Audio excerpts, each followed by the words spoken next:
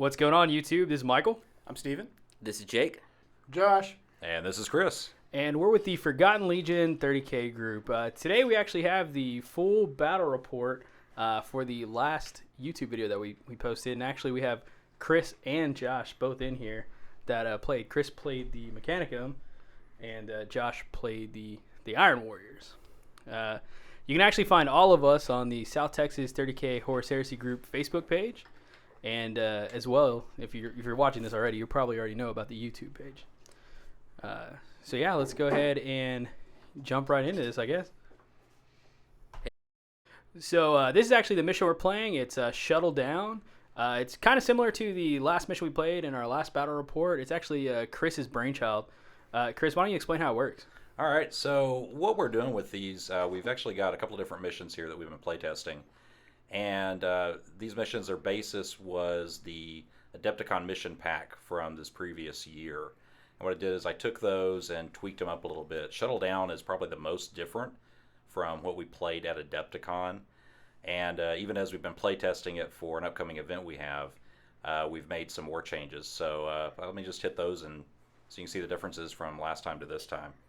You know, previously it was all about grabbing the navigator, and it still is.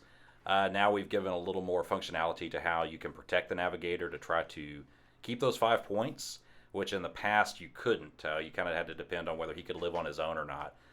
Now we've added a mechanic in there called Get Behind Me, where during the shooting phase he can actually switch places with someone in the squad that's holding him.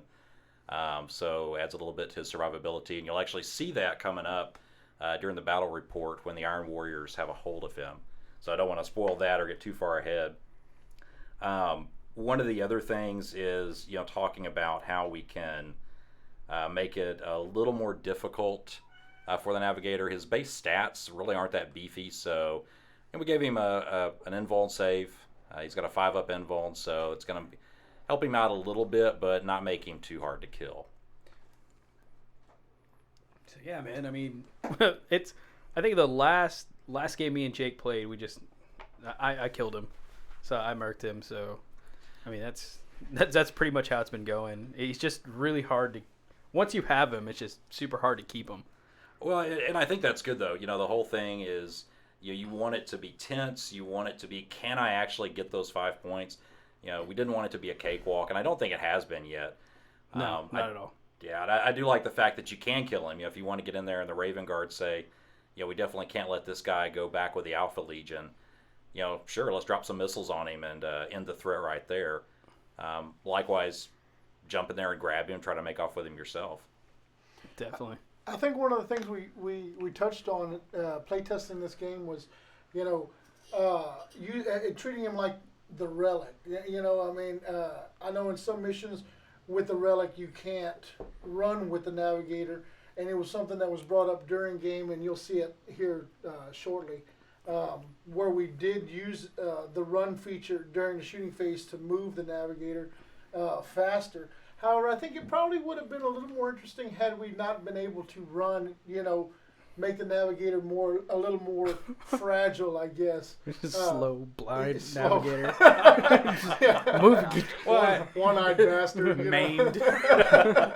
Well, I think you've got a good point. I do like the fact that with the ability to run with him, which is different than the relic, it's a little more dynamic. It's a little more, I don't want to say real world because we are playing with plastic spacemen that we spend hundreds of dollars on a Sunday afternoon. So, but in the scope of what we do and what our hobby is, it does make it a little more realistic. Like you've got the special forces jumping in there, grabbing a target and then trying to make it out, and maybe they're sprinting. I mean, the only thing we didn't do. So we still haven't allowed him to get on a transport, and I really don't see that changing because I think that might make it.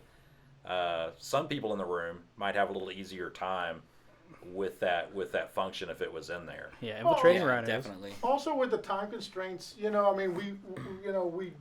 we fell under the time constraints almost perfect. If I remember, we hit our 2 hour, was it 2 hour mark, Michael? Yeah, there's a 2 hour time frame on this. It's 3,000 points, and we had 2 hours to play.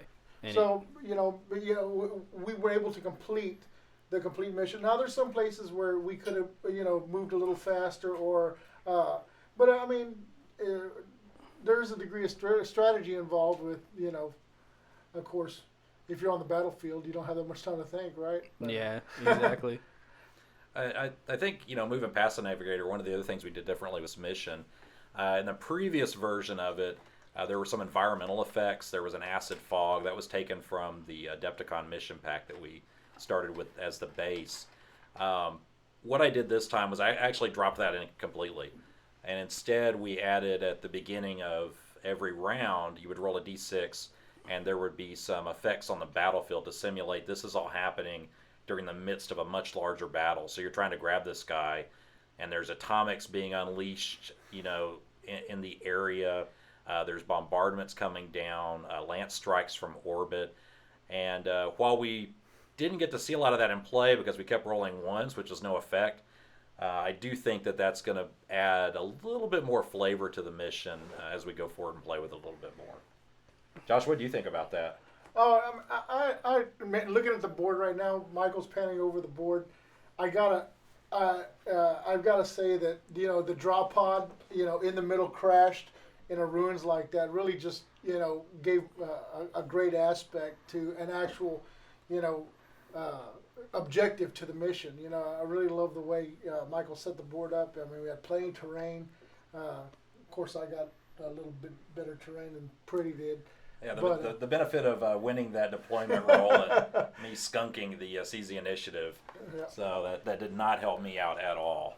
Yeah, so I guess just as looking at this screen right now, you can tell that we got an 18-inch bubble in the middle that you can't deploy on, and it's a corner deployment, and there's two other secondary objectives. We have the secondary objective where it's the cards.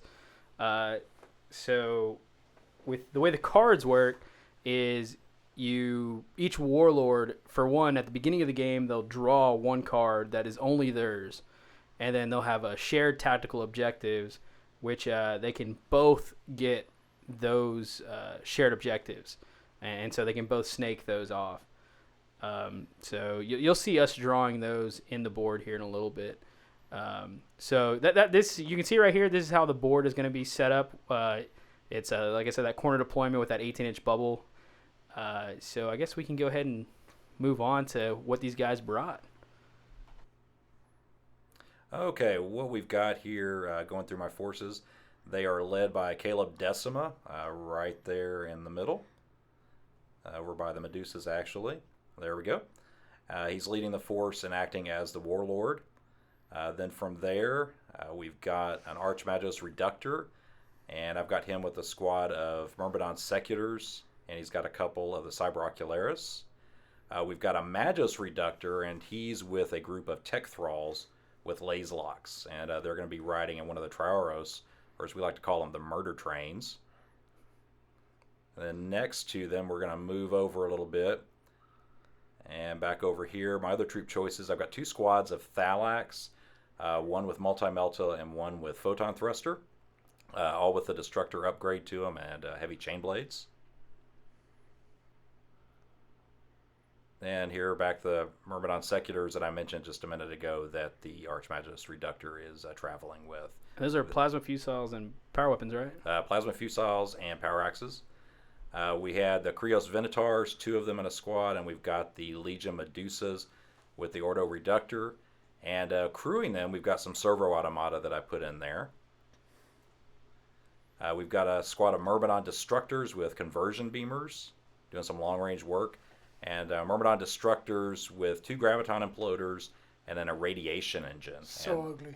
Yeah, they're ugly. And they're going to be in that other Trauros, the one that's actually painted, or semi-painted. And then lastly, we've got my Mechanicum Cup from Grimm Brothers, but you got to have that to represent your army with. All right, so on the Iron Warriors side, we'll start off with Furtavo, who's joined by the Calyx bodyguard. Well, they're a separate unit, but he does have the ability to take them. The Tormentor as a transport, two squads of Tyrant Terminators, which are my ugly troops. Oh, so nice. Yeah, they are nasty. I do not like to see them come on the board. And over here we have a squad of las cannons, squad of 10. Those And are of Iron course- Havocs, right? And Iron Havocs, yes, they are Iron Havocs. And in the Anvilus, we have a squad of 5 multi-meltas, 2 troop choices. In order to field the whole completely painted army, I substituted breachers, but I'm still working on a squad, tactical squad. To once I get them painted, I'll have the complete list painted. And that's the Iron Warriors for you. Those breachers are so sweet, man. I just love the models. Oh yeah, with Absolutely those love shields. them. Oh, yeah. It's a lot of chevrons. Yeah, I actually, I just got those new shields in, like the updated ones, the ones that look like newer shields. Oh. I think it's before they released this breacher set. I think they just released the shields. Mm-hmm. You know what I'm talking about? Yeah, I do. I think I've got a set of those. Yeah, I just got a set of those for my Raven Guard. I figured like they look more updated than like Mark III. They look so tough though, man. I tell you though, nobody does shields better than the Iron Hands. I know we're not talking about Iron Hands today, but you look at those Iron Hand breacher shields. Those are nice. Immortals, right? Yeah, the Medusa and Immortals. Medusa, yeah. So this is the table setup. These are where the objectives are at. Pretty much the objectives were placed by both Chris and Josh, and then we rolled for scatter on all of them. And so they look like they're in some really like awkward places, and that's because they scattered there. I think there's like one inside this building, isn't there? The objective 1. Yeah, it's down in that. One. Yeah, it's like it's hidden in there. So nobody was an asshole and put that there. It was legit messed up. There's a navigator with his busted drop pod. Really pulled the board together. Yeah, I have a vision of a navigator being like an Arvis lighter, but I don't own that model, so maybe someday. Do you think the navigators are trained to like pilot anything, or you think they're just kind of? I feel like when I envision a navigator, I just envision them like as like pretty useless, other than navigating the warp. Get back in your pod. Nobody said you could come out. They don't get to eat at the cool table. Yeah. Stephen Lansbury. See, I look at them a little bit differently. They've got the third eye, man, and when you've got the third eye, I think a lot of doors open up to you at that point. So I wouldn't trust I don't know. anybody with a third I eye. mean, how do you not look at it? How do you not look at it? It's like I'm not staring. Don't stare at the eye. Don't stare at the eye. Yeah. Could you imagine like the chapter master that has to like dorm in the room next to a navigator, just never trusting what he does in his room? Like He can't wrap presents by himself or nothing. can't wrap a single present. A lot of blackmail. yeah, I can see that happening. Like at the lunch table, the navigator's just like, "Oh yeah, that's what you like to do." But yeah, to answer your question, I don't see him as piloting anything. That's why drop pod probably is the better choice. He jumps in there and bolts That's why out. it crashed. 'Cause Yeah. So, like, as far as the navigator and fluff-wise, what's bringing him to the center of that table? Why is he there, for lack of a better word? Well, in the fluff, in the narrative, if you will, of the mission, the battle between the traitors and the loyalists have broken out on this planet. The navigator comes from a traitor vessel high in orbit, and as things are going down, the battle starts. He makes a choice he basically chooses his side. I'm good. So he decides to leave the traitor ship. So once he does, of course, that's a big prize. The loyalists would love to have him because maybe he has some information. Right. And at the end of the day, he is a navigator, which those are pretty rare in the grand scheme of things. And then, of course, the traitors want him back. They can't allow any intelligence to fall into the loyalist hands, and they don't want to lose their navigator. I can just imagine Batarabo, his navigator, bailing on one of his ships. I mean, he's going to be pretty angry about that, I would think. Yeah, he gets sodomized. He's sending like he sent I've never heard anybody he say that sent so 10 calm. tyrants, Third eye. and he brought his tormentor. Yeah, I think he's pretty mad. Yeah, so I envision, especially given the scope of what the Iron Warriors send down, I envision this was for Veterabo's flagship. And so it's personal with him. So he's come himself. He's brought all of his big boys with him. He's brought the Castellax. As you can see, the first thing he sees is this huge tank with a barrel. That's the in his tormentor. face. That's his personal shadow sword. That's the first thing he sees. It's terrifying. So you got to think the Navigator's probably like, man, I think I made some bad decisions in life, and this is probably one of them right now. Oopsie. Just, I don't know. I just like Perturabo holds a grudge, man. Like, I can imagine. I knew I should have taken that job with the Raven Guard. Crap.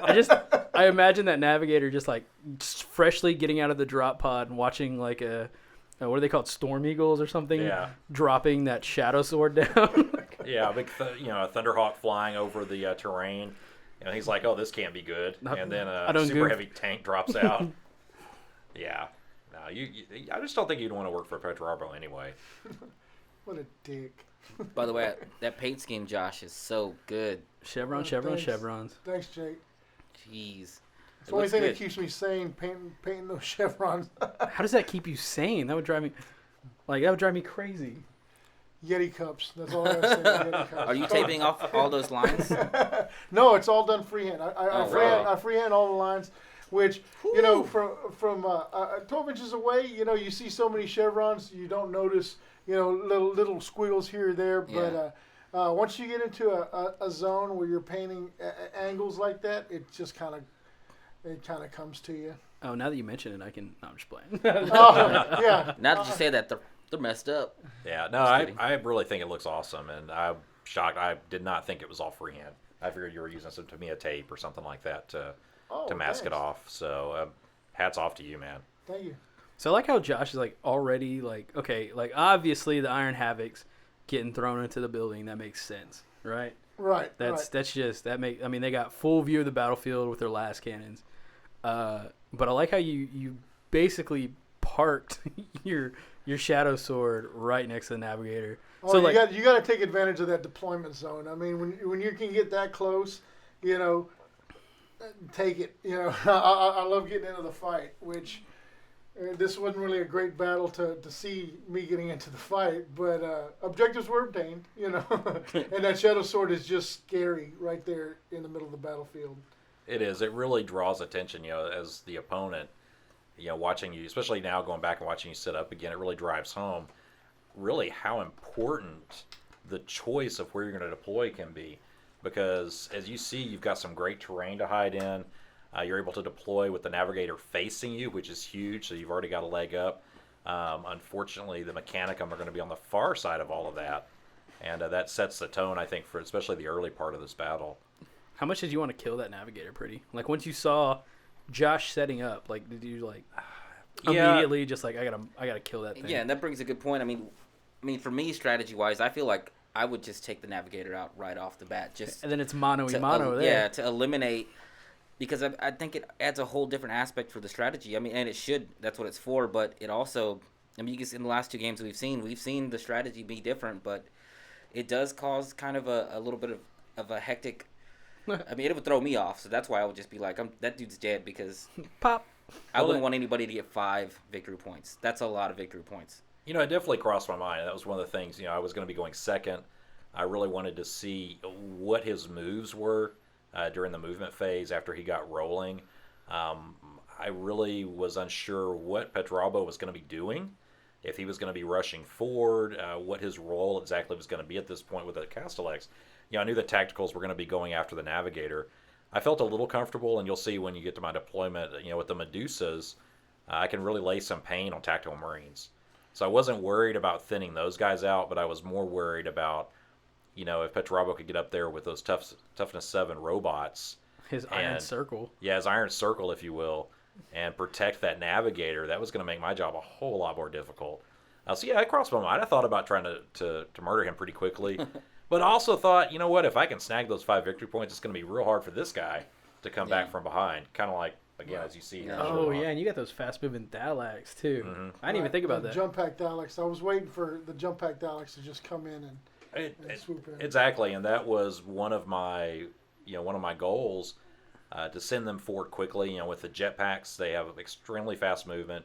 They're tough 5, so they can, and they're 3 wounds apiece. So those guys can take a beating like no other. So I was hoping to get them up there and surround the navigator and just be able to weather the storm for a while. But as you see, that's not quite what happens.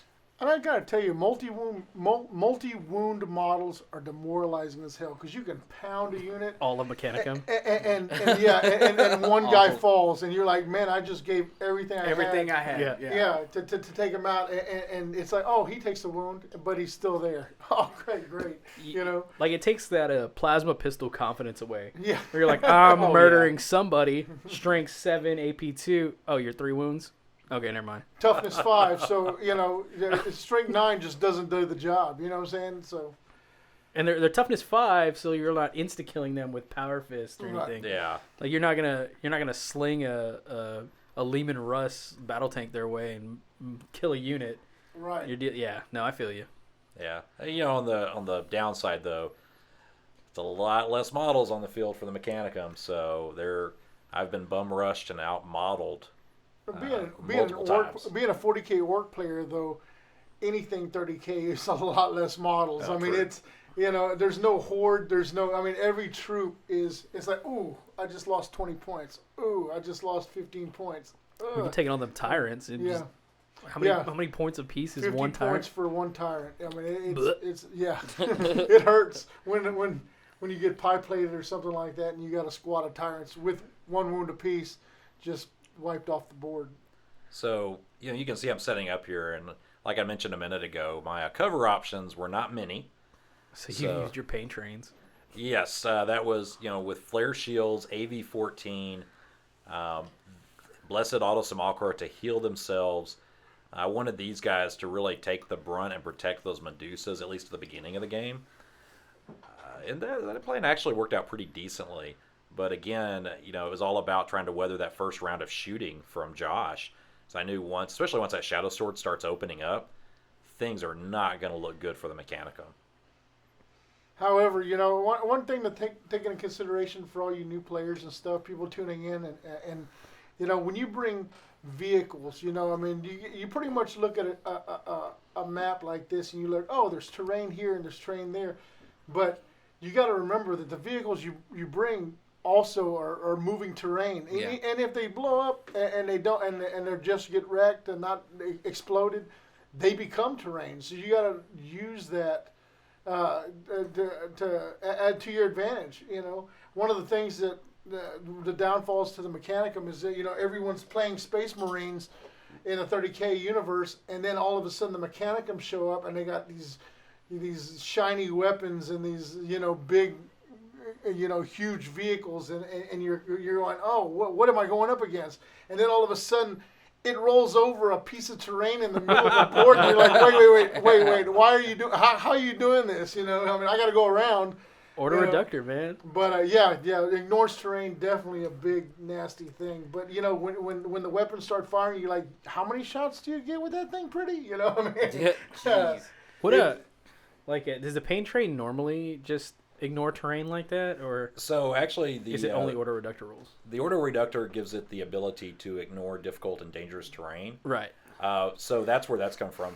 But just standard. So if you take this vehicle in a regular tag model list, it's got what's called a galvanic traction drive, which you can re-roll dangerous terrain tests. So it's already, even just in a regular list, because I've used this pretty much since day one when it came out. Because one, I love the model. It's just a great looking model in my opinion. But two, that ability to, even if you get stuck, and I have been known to roll a 1 and stick myself on terrain, like, hey, let me get that re-roll going and get the paint train moving again. Oh yeah, just definitely a scary unit to see on the field. Didn't I play that pain train the first time? That was my first match, I think.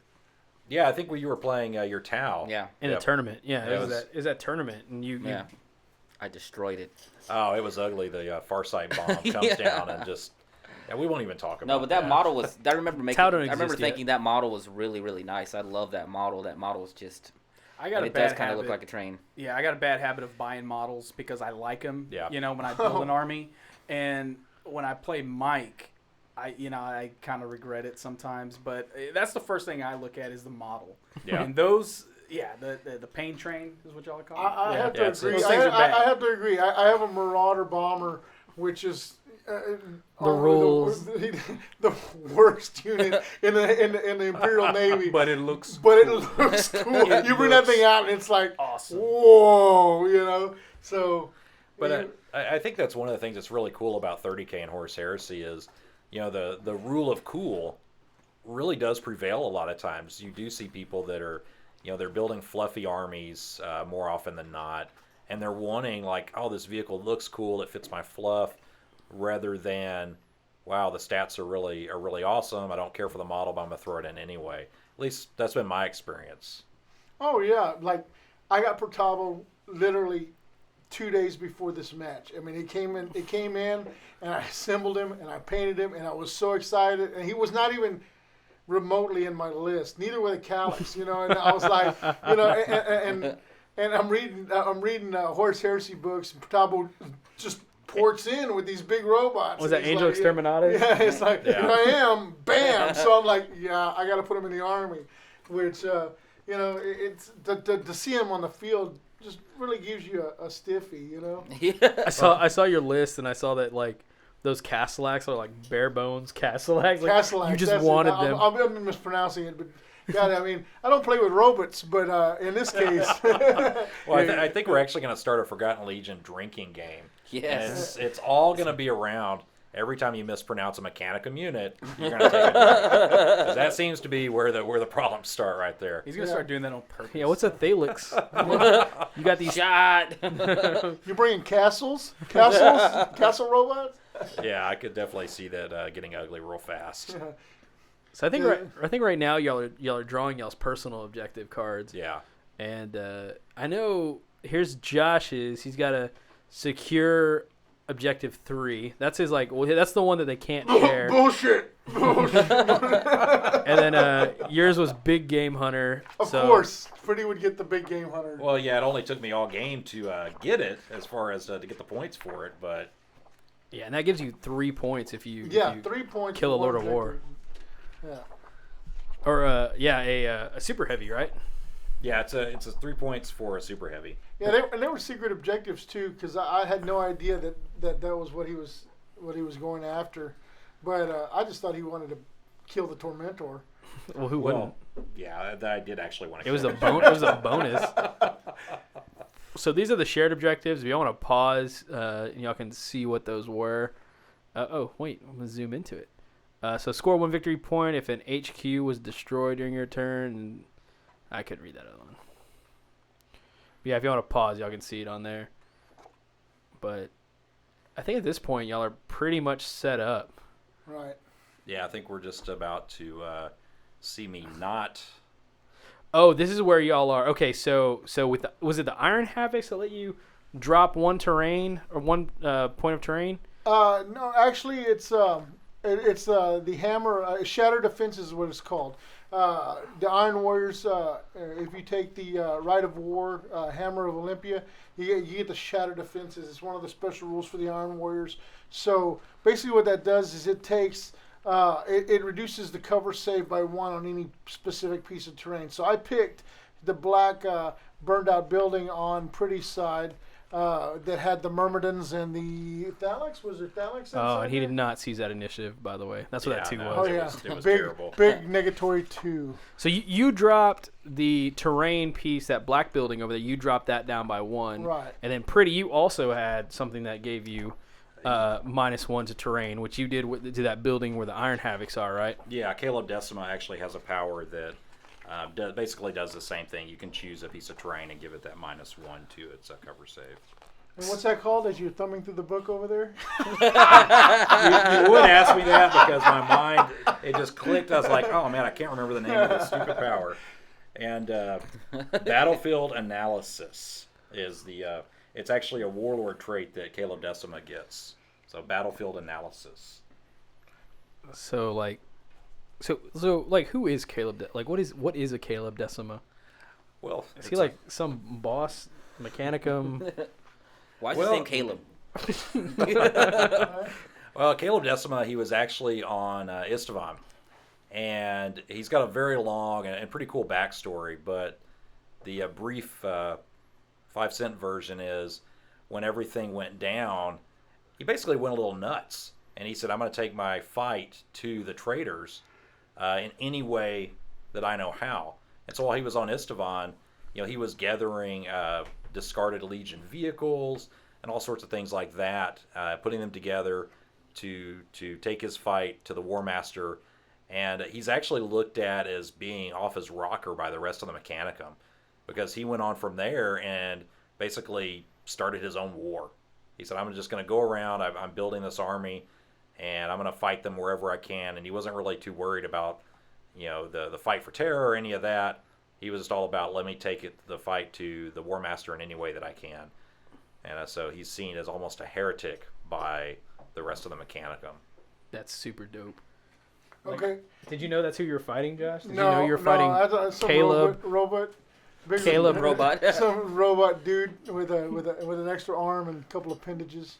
No, he's actually pretty scary. I try to ambulance him later on, as you'll see. But you can see here where I move up the shadow, so the tormentor moves up to act as a wall to block line of sight to the tax squad that's actually making its play for the navigator here in the first turn, and that's what I was talking about earlier. Using your vehicles as a line of sight blocker, or as a piece of terrain, and which gives them an escape route to get out, but also gives them a blocks line of sight to avoid taking fire from the Mechanicum. Sneaky gets. It's crazy how this is a 4x6, but with that shadow sword on here and all the space per Tarabo, the Castellax, I guess those 32mm bases are taken up. It does not look like a big table at all. It just. No, it really doesn't. And I got to give you hats off, Michael. The bases that the Iron Warriors are on, those are all casted by Michael. He did those in-house, and he supplies the Forgotten Legion over here with bases, and they're fantastic. But when you initially have your models on 28mm bases and you move up to 32mm bases, it's your guys look so much beefier. You feel like you got little bitty guys on these little bitty circles, and they're moving across. And yes, you can get them more packed into an area or whatnot, but detailed bases really set the model off. And thank you, Michael, for those, because man, it just brought the army. It made the army look so much better. Dude, seeing any Mark III armor on those 25mm bases is oh my gosh. I can't. Horrible. You gotta cringe every time you see it now. I'm so used to seeing 32 mil. Yeah, foot to foot edge on those little Yeah. bases. Oh, toes peeking off the Yeah. edge. Yeah. Had a few of those. I have 800 orcs crammed on a little 25mm You have bases. 800 orcs? 800 orcs. Jesus Christ. This is a man who loves his orcs. I love Yeah. my Just, orcs, say yeah. that. He's named all of them. He knows every one of their names. He's an orc hoarder, man. He freaking every time somebody posts something on Facebook, he's like, "I got some orcs to sell. Yeah, I'll take that whole army. Yeah, no problem. I already got 17 bombers." But Actually, that's why we're here. It's an intervention. Yeah. Let's turn the table. Yeah, we're hoping by recording all of this, it's going to be more impactful for Josh, and he can listen to it when he goes away to the home. The gonna watch orcs after are him. actually, Fug and the boys are actually pissed that the Iron Warriors are getting so much board time. I bet. I mean, I'm willing to give him some board time anytime you want. Oh, yeah. I'm not gonna forget that game. They came down to inches. Yeah. So I think on this one, you had forgot that Iron Warriors get to deep strike first turn. Yes, Iron Warriors do get the ability to deep strike, start their reserve rolls on turn 1. That's so sick. Yeah, so we went ahead and rolled, and everything comes in, which no guts, no glory. And is Hammer of Olympia? That's what lets your tyrants deep strike, right? No, Protabo's special rule. Actually, when you take Protabo, all your Terminators can deep strike. My goodness. Yeah. And Yeah, whether or because- not those are impactful in the game, I would probably take those because they look so cool. Because they got missile launchers on their backs. They're ready.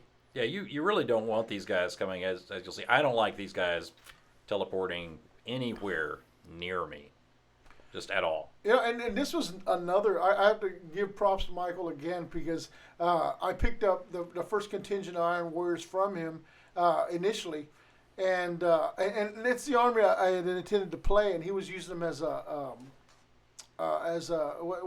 allied force for his solar auxilia, and he used the Contemptor missile rocket pods from the Contemptor Dreadnought models, and they just look so at home on those tyrants. They just beef up the models so much, and man, fantastic looking models. I mean, so I can't take credit for actually coming up with using the Contemptor missile pods for the Cyclone missile launchers on the Terminator, but man, they look great. Man, dude, those chevrons on them look dope. I can't. Chevrons everywhere, man. Okay, here's me. Never can feel out where I'm going to put the Anvilus, you know? You're afraid of where those Myrmidons are. That's what, because you know there's some Myrmidons in that pain train right there. Well, I mean, and I think, you know, I've been raped by the Myrmidon. It's the Graviton Imploder. Everyone out there, beware of the Graviton Imploder. I mean, it sounds like the most ridiculous weapon on the planet. It hurts. It's like a Terminator Slayer. Yeah, and I'm thinking, okay, I see a squad of Myrmidons here. I see a squad of Myrmidons there. We'll just take these guys out. No, wrong Myrmidons. It's like, oh, no, shiny weapon. On the spot. Yeah. Yeah, that was. I will give you props right here. You know, like you said, no guts, no glory, and I just love the vision of a drop pod slamming down amidst the enemy. Yeah. That to me is that's 30K right there. Yeah. That's Iron Warriors right there. Oh, That's, hell yeah. When I play, I see like in my head, it's actually a battle, and like you see everybody's like charging, then bam, you're like, oh, but I had such high That might be hope crazy. for this multi-multi squad. Man, and this is here. Welcome to Augury Scanner. Another great add-on to get. But yeah, unfortunately, I placed the multi-meltas thinking, oh yeah, we'll just backdoor some of these vehicles here. This will be great. No, yeah, Not it's ugly. today. Not today. No, not in my house. Yeah, so they come out of the Anvilus, and I've got a squad of Myrmidon Seculars with an Archmagos, and his Cyber Ocularis are hanging out in the nearby vicinity also. So I did get that Augury Scanner. He had one himself, the Archmagos did, and then Cyber Ocularis can grant that intercept to any unit within 3 inches. So I had some options there. Dang, I just realized how close you were rolling to that unit, that building there, Josh. You know, if you would have scattered like 2 inches forward. Yeah. Oh my gosh. Oh yeah, go ahead, Pretty, with the Augury Scanner. Oh, no, I was sitting here watching this too because I fully expected him to mishap right here. Yeah, he actually called it. He called mishap, and if it had been any bigger of a squad, it would have mishap. But with 5 Terminators piling in, you know, you're able to get around that one Terminator. Like you can see, I'm pressed up right next to that cargo container, and we were able to drop a deep strike in and not mishap. But I mean, if we had audio here, man, you could hear the drops of pee falling in Pretty's pants, just waiting to murder my multi squad. Like he's like, "Are you done moving? Are you done moving? Is that where you want? That looks like a good place right there." And his movement phase. And I'm thinking I'm doing pretty good, right? No. Yeah, it was hard not to say anything about this, and I will, you know, I'll be the first one to admit some mistakes. Your squad still would have died. So after the battle, the Augury Scanner, when I went back and was reading it, it doesn't grant intercept to every weapon.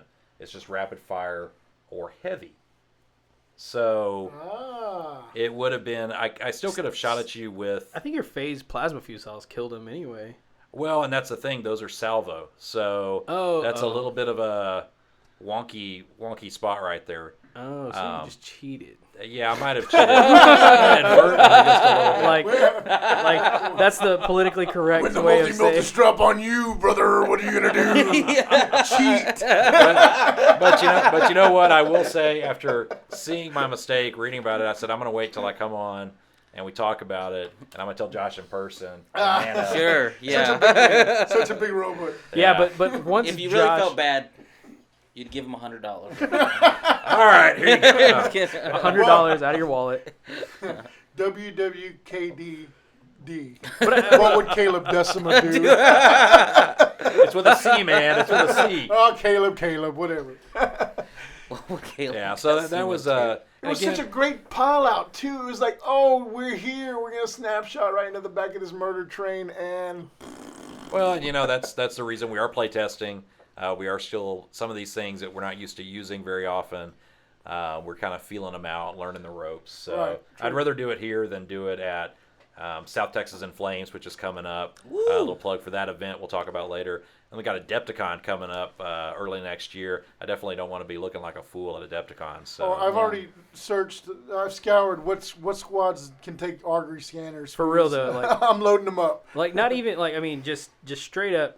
I play Raven Guard, so I have a bunch of Deep Strikers. If you look at the last battle report, that's my Raven Guard army I'm playing, so you can see all the Deep Strikers I'm playing. So after the past couple games, man, I realized, what is it? Apothecaries can take Augury Scanners. The Iron Havocs. Iron Havocs can take the Iron Havocs can take augury scanners. Master of the Signal can take an augury scanner. And the Navigator has that 12-inch rule. Yes. So I went through and I looked at everything I need to be on the lookout for. So like just if you're listening to this out there and you have a bunch of deep strikers, check your opponent's list before you just go willy-nilly out there, because chances are you might get them board wiped.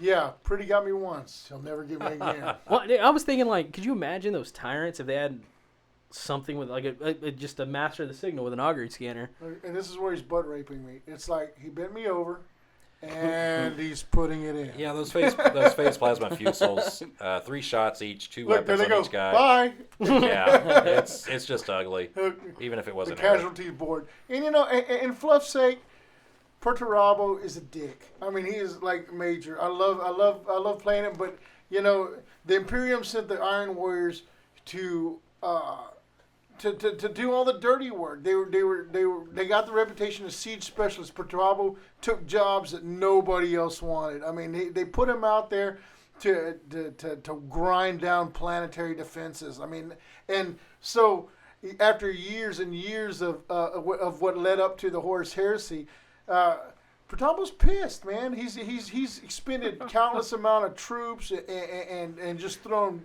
squads into the meat grinder. He got the job done. But he didn't care, He's like, "Oh yeah, get in there and get the job done, and if you die, well, you die, So I try to play him like that, I just picture Perturabo as like, you know what? If the Emperor does this 2 more times, I'm gonna say something. I'm gonna wave my finger in the air. I'm gonna write a strongly worded letter to him. Did the Emperor write me back? Oh, wait! Vengeance is mine. Look at this. Yeah, this is. Take out my multi-melta squad, will you? Yeah, the Tormentor's about to bark. This is Perturabo's.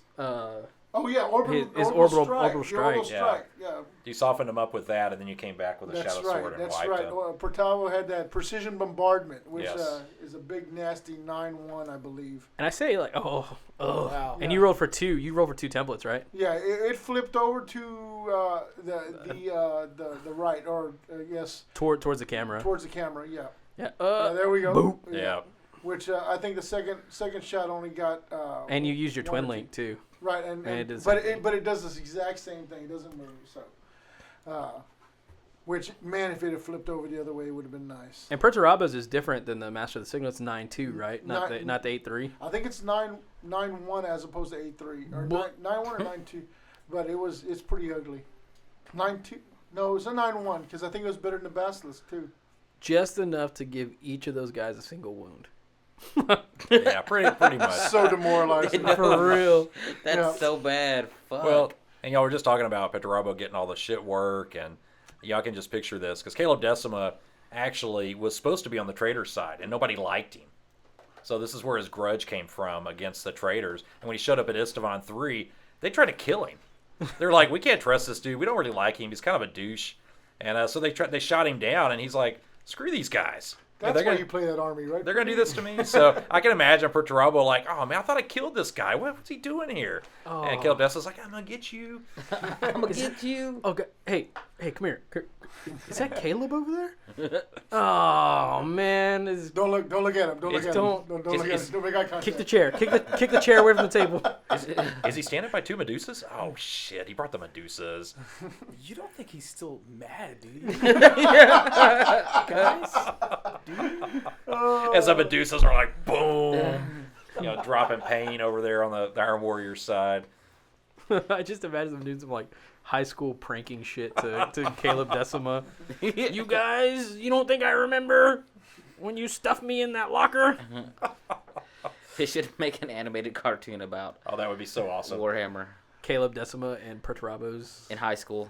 With his cornrows. This cornrows. Just because your daddy's the emperor.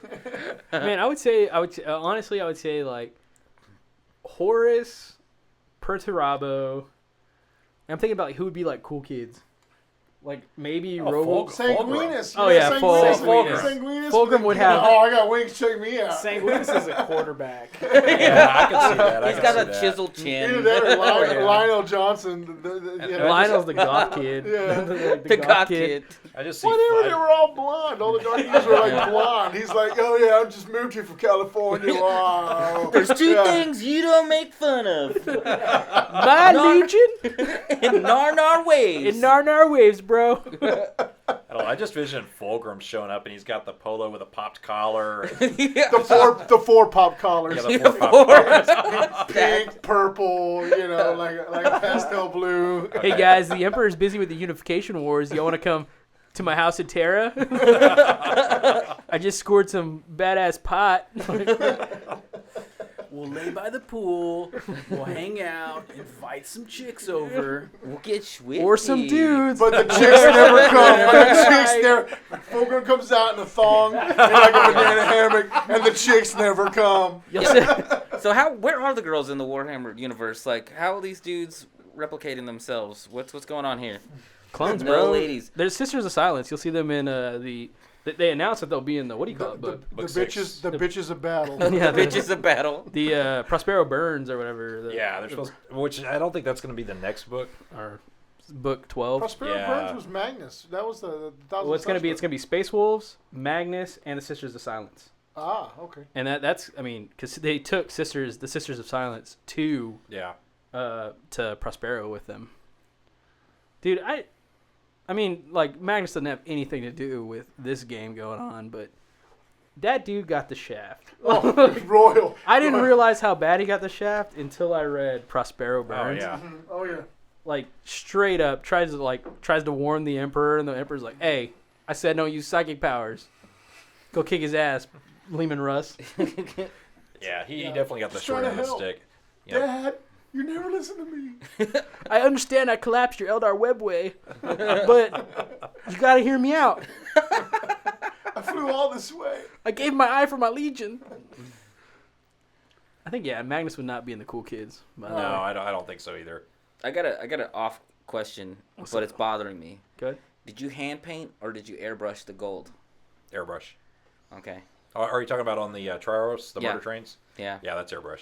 It looks so smooth. It looks like it's real gold. Oh, I gotta tell you. Yeah, that's It's a special edition Forge World piece. It only costs twice as much. yes. I recently came into a windfall, I guess you could say. Jesus the Christ. treasure hunt. I fell into One-Eyed Willie's treasure. We shouldn't. And I'm bringing this up now because of the question, because of what Jake asked. Hold on one second. Just as I guess a service announcement. Whatever you're doing right now, stop doing it. If you're listening to this, just quit it and listen to this story because you're gonna get mad and excited at the same time. I'm mostly mad. Go ahead, Josh.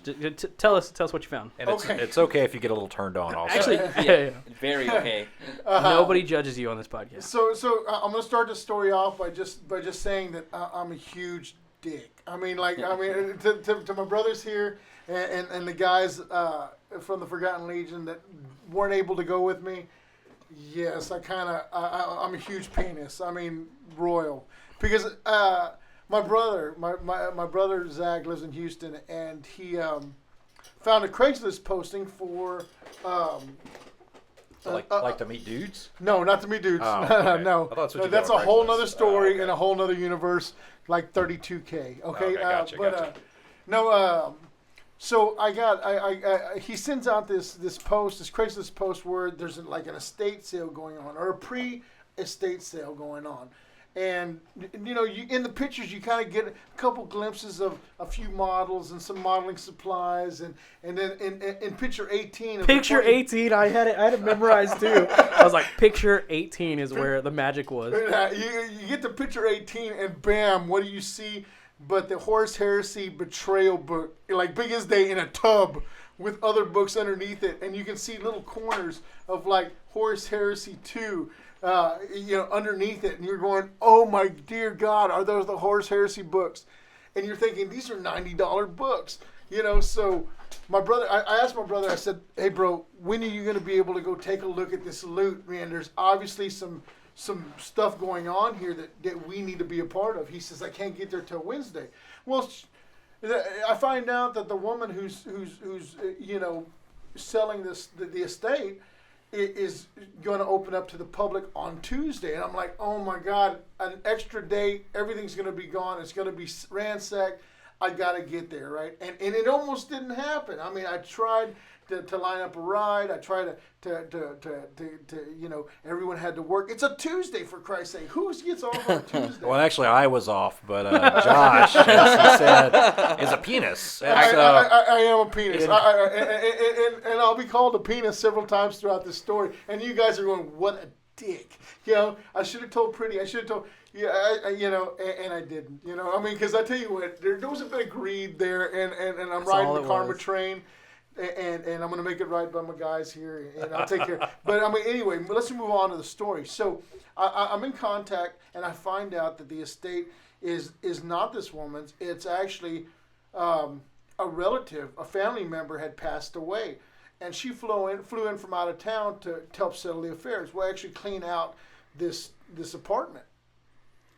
So I'm thinking, oh, my God, this woman doesn't know what she's got here, and now I'm starting to get tinglies in my nether regions. Understatement of the year. Oh yeah, not the tinglies, but trust me, I know Josh's tinglies. So we get there. We leave at 5 o'clock in the morning. My son, who works for me, I said, let's take a road trip, and we jump in the car 5 o'clock in the morning. And we take off to Houston, knowing that we're going to hit rush hour traffic, and we're supposed to meet her at 8:30 in the morning. So we're barreling down the highway, trying to get to Houston to get to this place by 8:30. And sure enough, we hit rush hour traffic going into Houston, and everything's moving at a crawl pace. And I'm looking at my phone going, your destination arrival time is 8:16, and it's slowly climbing. So I was like, I got to meet this woman.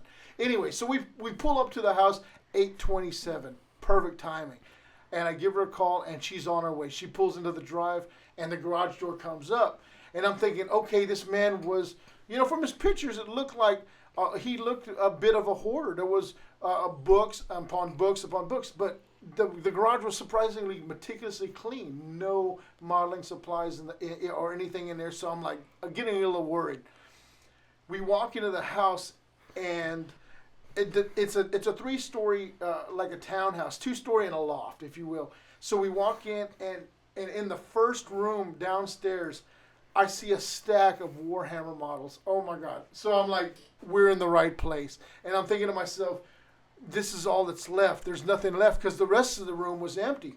But there's a Bane blade, a Shadow sword, 2 Lehman Russes. In box, right? In box. These are boxes. Sealed. These are boxes of Warhammer models. These are not Warhammer models. Brand new boxes. And as I'm stacking these, thinking, okay, these I definitely want these right here.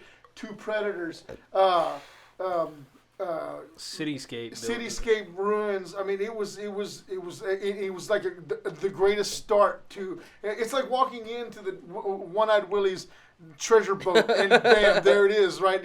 Okay, so we get a taste, and then I'm moving stuff around, and as I'm looking through some old Robotech models, what I see, little black boxes that say Horus Heresy on them, and I'm like, oh my God, here we go. And I immediately grabbed the boxes, and I feel like Gollum with these boxes, and I'm like, oh my precious, here it is, and of course it's a Fulgrim model, and then an Abaddon and Loken model, and then of course an Angron model, which is going to my good buddy Jake over here.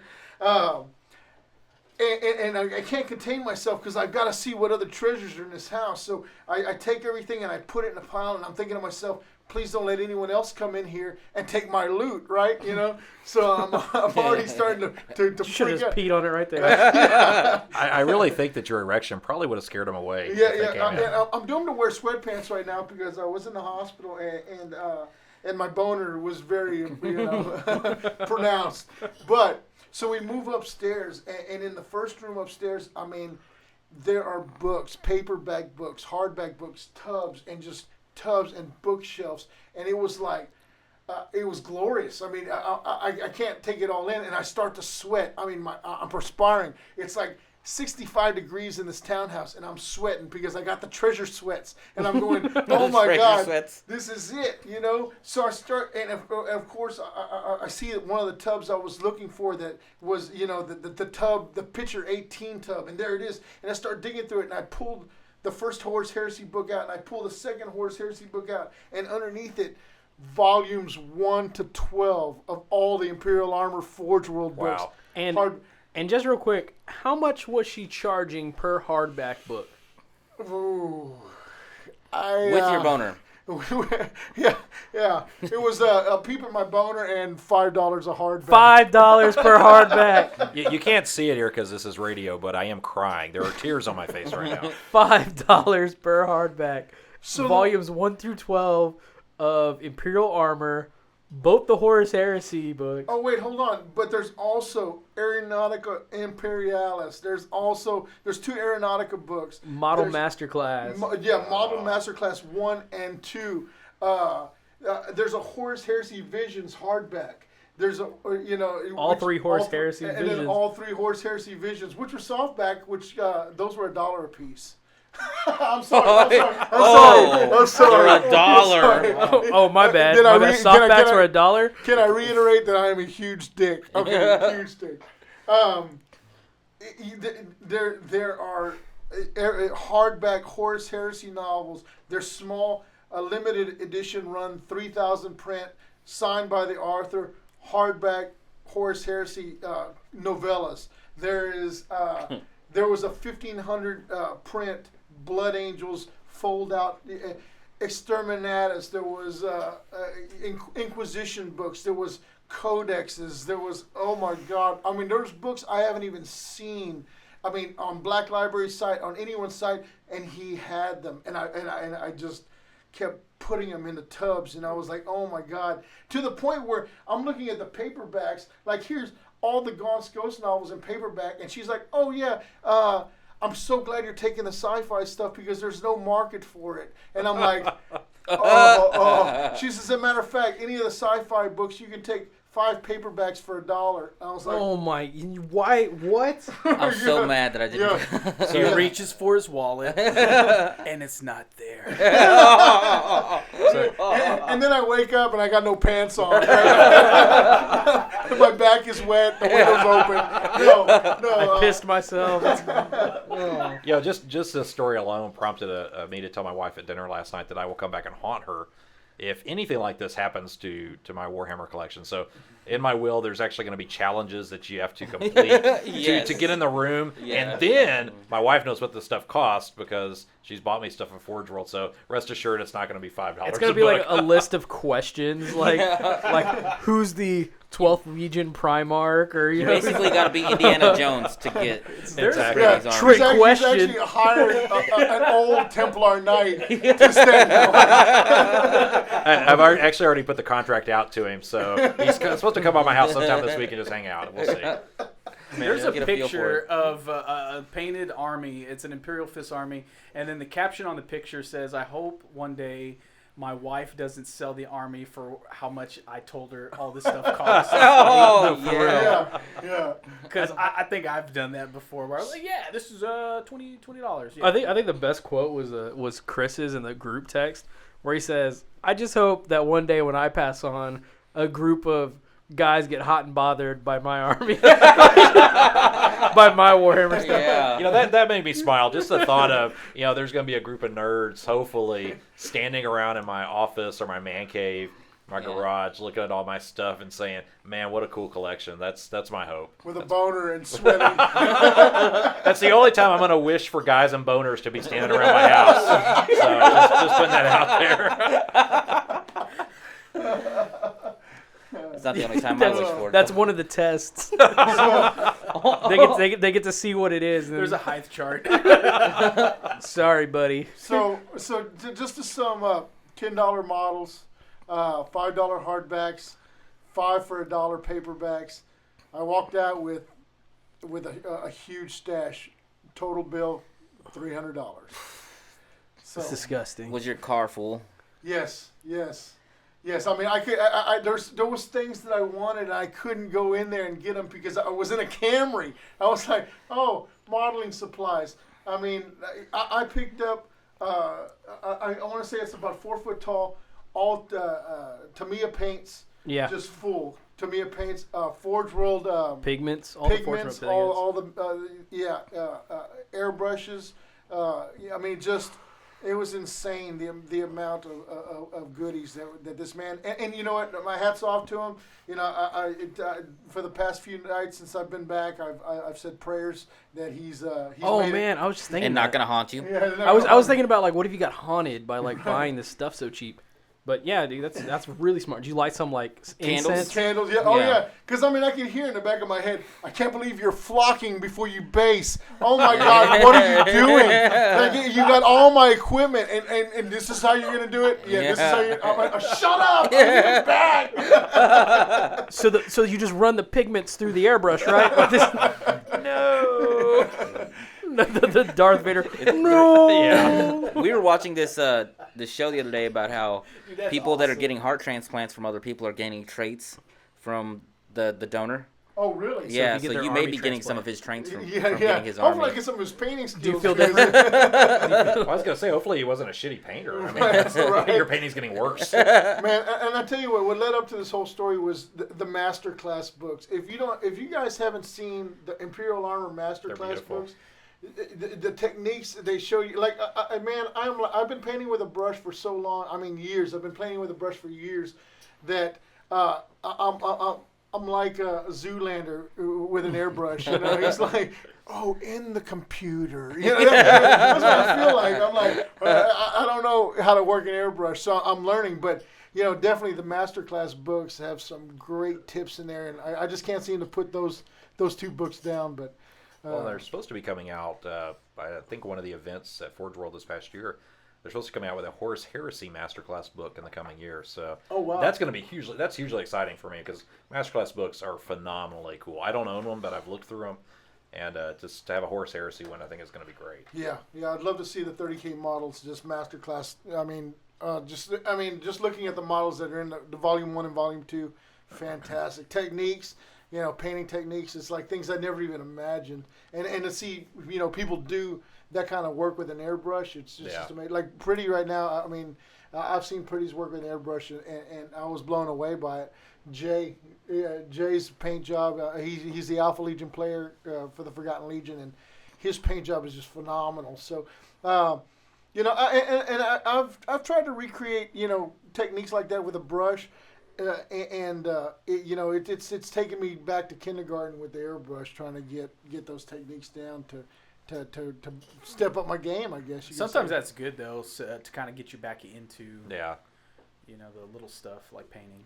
Dude, I was surprised. Like whenever I brought you into the sport, Steven, like the hobby, the sport. Sport, I like that. Oh, It's a sport. Yeah, it's a sport. It's a sport. Yeah. I was surprised like how like naturally good of a painter you were. Like just off the rim. Yeah, you were a really naturally good Hey painter. guys, that's what I do, guys. I'm a master surprising people. I have my master's in baiting, By the not the fishing kind. by the way, Steven's a Crimson Fist 40K player, and so we're showing him all this cool 30K stuff in hopes that he'll just like. Because Drop 40K. all the cool kids are playing 30K. Yeah. I got some great Horus Heresy models from the stash. I'll the Abaddon and Loken get you kicked off. Oh, yeah. Sons of Horus. Yeah, bring it on, man. Yeah. Sons of Horus, man. Steven's a good guy. Come on. Hey, Come on. I was going to ask now. In the books, you have Sons of Horus, but can you play Luna Wolves? Yeah, of course you can. No, I mean there was Luna Wolves, Sons of Horus, and then of course the Black Legion. Right. But I mean, of course you wouldn't play Luna Wolves after Islam. Luna Wolves post Istvan with Horus and army. That shouldn't happen. Yeah. Right, of course. But man, I mean, looking at some of those hardback dust covers, where you have the Luna Wolves on like what was the first book? Man, I'm drawing a blank now, but I remember the cover, quite well. Where it's got the Luna Wolves, Yeah. Oh, it. Galaxy and no, not Galaxy and Galaxy Flames. Flames. It was, Not the first Heretic. Oh man, I feel like such a terrible I know, Horus right? Heresy fan at this instant because it just escaped me. I just got the I've book. bought that book like 6 times, too. Man. Just Flight of the Eisenstein keeps popping in my head. And I'm like, damn it. I'm pretty sure it's not that one. No, that's the fourth book. I know, I was just being silly. Dude, have y'all heard of the Garo series? Oh, Yeah, amazing. I listened to the Garcia. Do you have it? Man, I really Yeah. want to listen to that. I mean, man, I hear that story's amazing. Garo's a bad dude, man. Yeah, hell yeah. You know, he's got a model coming out. Does yeah, he? yeah, I Oh, saw it. yeah. Oh, I'd They- get him they, just out of sheer. Horus Rising. See, Horus Rising. Horse Yes, Rising, yeah. my goodness, Yeah. man. I was looking it up, Horus too. Rising, False Gods, then Galaxy and Flames. A great Yeah. first 3 books to kick things off. Oh yeah. Oh, Which so- I know in a hardback. Thank you. look at Shameless plug. real quick, back to the game here, dude. Pretty. You're setting up to just murder these tyrants, right? Yeah, With the Krios? I was really unsure where I wanted the Krios to go because I had to be real careful. You still got the Shadow Sword over there, and I didn't want to leave the rear exposed on those Krios because he would definitely take advantage of that. But I couldn't allow those siege tyrants to stay in my backfield. As you can see, I've still got some units in those ruins. I've got the Destructors with conversion beamers, which at close range usually There's are only one garbage. Myrmidon. One Myrmidon with conversion beamer was the one that ended the squad. I remember that because he like punched me in the face. I think he's like took it off his shoulder and slapped me down with it. I mean, I think that's what it was. Because what the conversion beamer close range just does absolutely no damage. Yeah, no, well, almost. It's strength Dash, 6. AP dash. Yeah, strength 6 AP dash. Yeah. And you'd already killed the other 2 guys of his squad, and which we'll see. It's coming up here in a couple of minutes, but yeah, I really was like, well, I'll just harass his Terminators with this lone remaining guy. I needed to get my Thalax moving out of there. We've got a Navigator to try to capture, some work to do elsewhere on the field, so I didn't want to get caught up in this backfield battle because there really wasn't not a whole lot of reason to, other than keeping you off of the rear of my vehicles. So yeah, I'm still playing with the placement of the Krios because ultimately the Tormentor is the big threat, so I want to start trying to put some wounds. Those Krios are just nasty with the 4-shot, strength 9, AP2. It's ordnance, so hitting side armor, which is beautiful. As long as you remember to fire with them, right? Oh, I knew you were going to bring that up. See, I think that actually makes up for me screwing up Augury's counter intercept. Is I missed here in a little bit. I just totally, for some reason, I thought I had shot with the Krios Venator. They did not shoot. I just skipped them 100%. I even friendly reminded you. I was like, "Hey, you gonna shoot those Krios?" Already did. Okay. Yeah, of course I agreed. I was like, yeah, you don't remember that? Yeah. You shot him last turn. Yeah, Yeah, wasn't lying. You did shoot him at some point. yeah, I might have been able Dub, to. dub, dub. Yeah. Looking back, Oh, here's the beauty shot about to happen here with this Myrmidon Destructor. I think he actually got upgraded to a Myrmidon Lord after this. Because him just scaring the Myrmidon Master. Yeah, him just scaring that squad off. See, look at my Mechanicum shirt there. I get into it when I play. Got Oh, this is where Mechanicum boxers on too. This is where you're I unloading. do. You're unloading the unit. I guess we missed it because we were talking about that story, but the Tormentor just iced that unit that was in that building, right? Yeah, The Myrmidons that were in D there. weapon. yeah, he took him out. He gave him So the good D. yeah, and I did not enjoy it. So I decided, he's got his siege Terminators there, so I had to get my Destructors out of that Triaros, get them doing some work. And I know they're effective against Terminators, hugely effective against Terminators. I've run up against Terminators with them, so I knew the Graviton Imploders should make short work, provided I have decent rolling. But you hit on a 2-up, you've got preferred enemy everything, so it's kind of hard to flub with those guys. Oh yeah, you also ran with the Breachers, right? Well, the tack squad that looks like Breachers to get them up there with the Navigator as well too, Josh. I see that now. So they're ready to grab it. Yeah. And one of the things to I guess to remember in this case, what was that? What do you? Oh, Medusa. Yeah, He's Medusa. contemplating dropping that yeah. Yeah. One of the things to remember is you can only grab the Navigator in the movement phase. So that plays a huge deal because that's what I kept doing to Jay was whenever I played as Alpha Legion, Alfarius was wiping my units, and so during the movement phase I would just keep capturing the navigator. So he'd wipe the unit, I'd capture in my movement phase. That way he couldn't capture the navigator himself because I knew I was not going to break up Alfarius and the navigator. I think once Alfarius had him on that leash, it was not going to happen. No, yeah, there's no way. He's too much of a beast. Yeah, and here, again, I was really worried about Perturabo and the Castellex. I have Castellex that I run on a tag model list, so I know how tough they are. This was the raping of the last cannon Iron Havoc squad. Oh, Basically, y'all did the same thing to each other. Yeah. Like, he dropped Perturabo's, I guess, Lance. I don't know what that is. What is that even called? An orbital bombardment? Precision strike. Yeah. Precision strike bombardment. Orbital bombardment. Yeah, so he dropped his orbital bombardment. You dropped Medusas, and these buildings are just. Yeah, in hindsight, I was gonna say I think Stacked the like that. Medusa being a Legion vehicle, not as scary as a Terror train. Bullshit. Those Medusas hurt. I mean, they laid the hammer down, and ignores cover. That's another thing, any unit, we learned from Michael's stud guns that anything barrage and ignores cover is just a nasty weapon because here you have this squad that costs you over, 185 points. Actually, more than that. A squad of 10, 495 points for that squad of las cannons, Iron Havoc las cannons.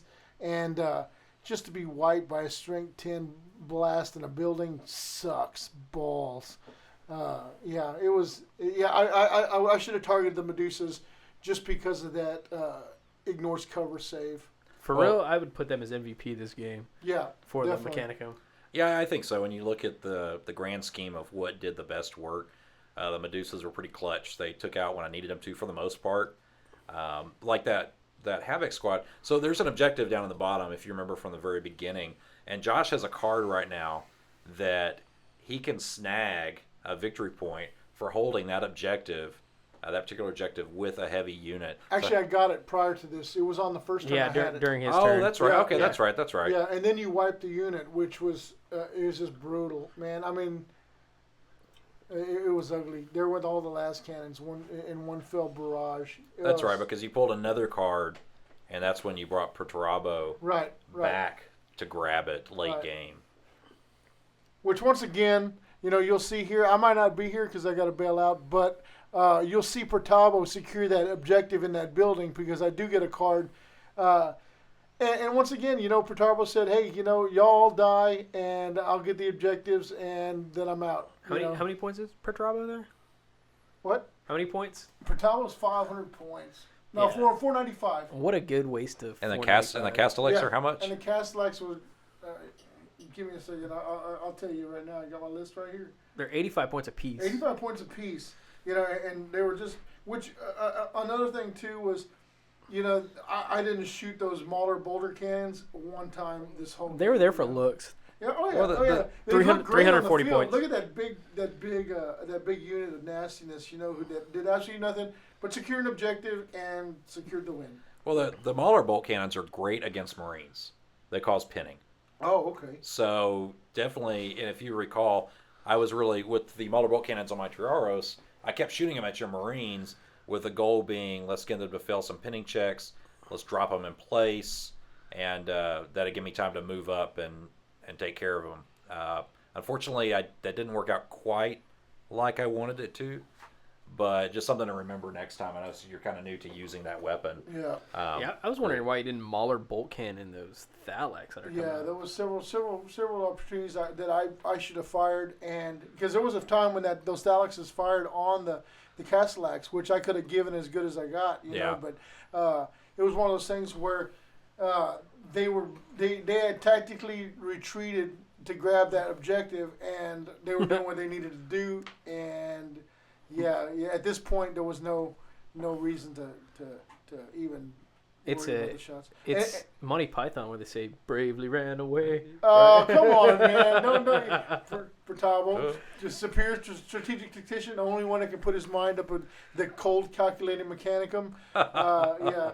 No, I will say, though, that did seem very, we are giving you a lot of crap, and we did during the game about, moving him back. He wasn't really closing to combat. But when you look at it, winning combat isn't always about how much death can you deal. Yeah. And he is a tactician, and he is willing to use his legion to fulfill his objectives. And his objective was, let me grab that navigator. The objectives that were on the field, the 1 through 6, they represented intelligence. They represented different things. So it was important for him also, in my mind, from a narrative standpoint, it made perfect sense. He's like, you know what? We've got the navigator in hand. We're going to start drawing back, and I'm going to take care of this business in the building on my way out. Yeah. So, yeah, he even used the Tormentor as a shield to let the navigator get off the board, Which was perfect. I mean, using that super heavy tank with a void shield. Did I mention that? It has a void shield? It's crazy. Oh, great. And this is where the graviton imploder. No, that is not the graviton That's imploder. their That is radiation the rad cannon. Is that what it is? Rad. Yeah, it's the radiation engine. Radiation engine. That's it. I knew it had a cooler name than rad cannon. Yeah, it's got flesh bane. So Then the rad splasher. The rad splasher. These guys with a bucket of rad. So rad. Oh, 340 points for that Castellax contingent, which did absolutely nothing in this game. I mean, it's like 800 and something points. But Yeah. it looked cool. Yeah, they secured the objective and They secured the shit out of that objective. Damn right. That I wouldn't try and capture that objective. I saw 4 No. Castellax and a Perturabo sitting there. Yeah. The Iron Circle and a Yeah, Perturabo. Perturabo, yep. Yeah, and here's the graviton.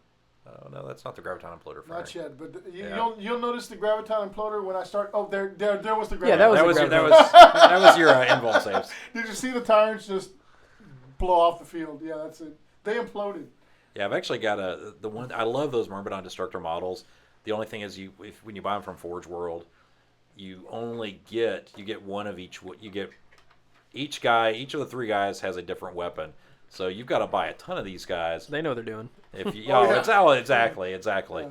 And Unless you find them in a treasure trove at somebody's house. yeah, I mean, if I knew a guy that would call me when such things came up, it could happen. I don't know a guy like that. Yeah. If only somebody in our group. If only His name one of would the probably Forgotten start with a Legion. J. Yeah, but he's a dick. Yes. So what just happened there? Oh, the Krios. Krios are shooting at the... Yeah, I was not having. Krios shot at the Tormentor. Yeah, they just missed it. And I was not having good luck with these Krios rolls. So my original plan with the Krios was that Archmagos, he has a 2 Cyber Ocularis, and my plan was to move one of the Cyber Ocularis to the left, the direction they're coming, towards the camera, with those Krios. That way I could use his Gen Scheme. So each round I could pump up their ballistic skill by 1, so they'd hit on a 2-up. So those 4 shots each become much, much more dangerous at that point. But I waxed him. Yeah, so that didn't happen. but I used my super heavy tank to kill your HQ. Yeah, and his little birds. And and one of his little birds. birds. One of his his birds. One of those birds is still there. One of those birds was dictating the what do you call it shots, the Medusa shots. Yeah. That was a great conversion model too, man. Them birds too. Oh, thanks, man. Yeah, it's those little Dark Eldar. I can't think of the name of the actual unit, but you get a pack of like 4 or 5 birds. A couple of them are molded together, then you got 2 single ones. So I took those single ones, and I had extra Macandrites from one of my Skillax units. So I trimmed those up to make robot claws to go on the bottom of them, and You probably use those models as familiars too, right? You get to take a familiar, like a robotic familiar. Cyber familiar. familiar. yeah, you could take a Cyber Familiar to mump up your invuln save, but that's not something you really model because it can't move independently of you. It can't be killed. The Cyber Ocularis, they can. They're actually once the game starts, you can shoot them out and they become, for better or for worse, they become their own unit. So if you're playing with kill points or anything like that, if you see a couple of Cyber Ocularis running around the board, that could be a couple of easy kill points that you could put in your pocket since they become their own unit. So not to give away any of my secrets, but yeah, that's a Fighting Mechanicum pro tip. That's Tormentor bait. I'm gonna de-weapon this Cyber Ocularis. Yeah, it's got a like tough 3 and one Oh wound, man, this is where you killed one of those tyrants. Just one tyrant. Oh no, maybe 2 tyrants. Yeah, this is you pop. You just pop the tyrants with Yeah. your Thalax. And I'm pretty sure you're about to conversion beamer them as well. Yeah. And I haven't taken the Myrmidon Destructors with conversion beamers in quite a while, just because they're kind of tough to use. I mean, you need to be playing on a big board. You've got to keep them in the backfield so you can make maximum use of that range. They would have been good in that building, to be able to overlook the battlefield like the last cannons, but they would have died. Yeah, it was one or the other. They would have died. Yeah. Um, And I thought I did so good. Like, I was like, oh, look, squad of Myrmidons. They got the Graviton Imploder. Let's take those out. And it wasn't the right squad.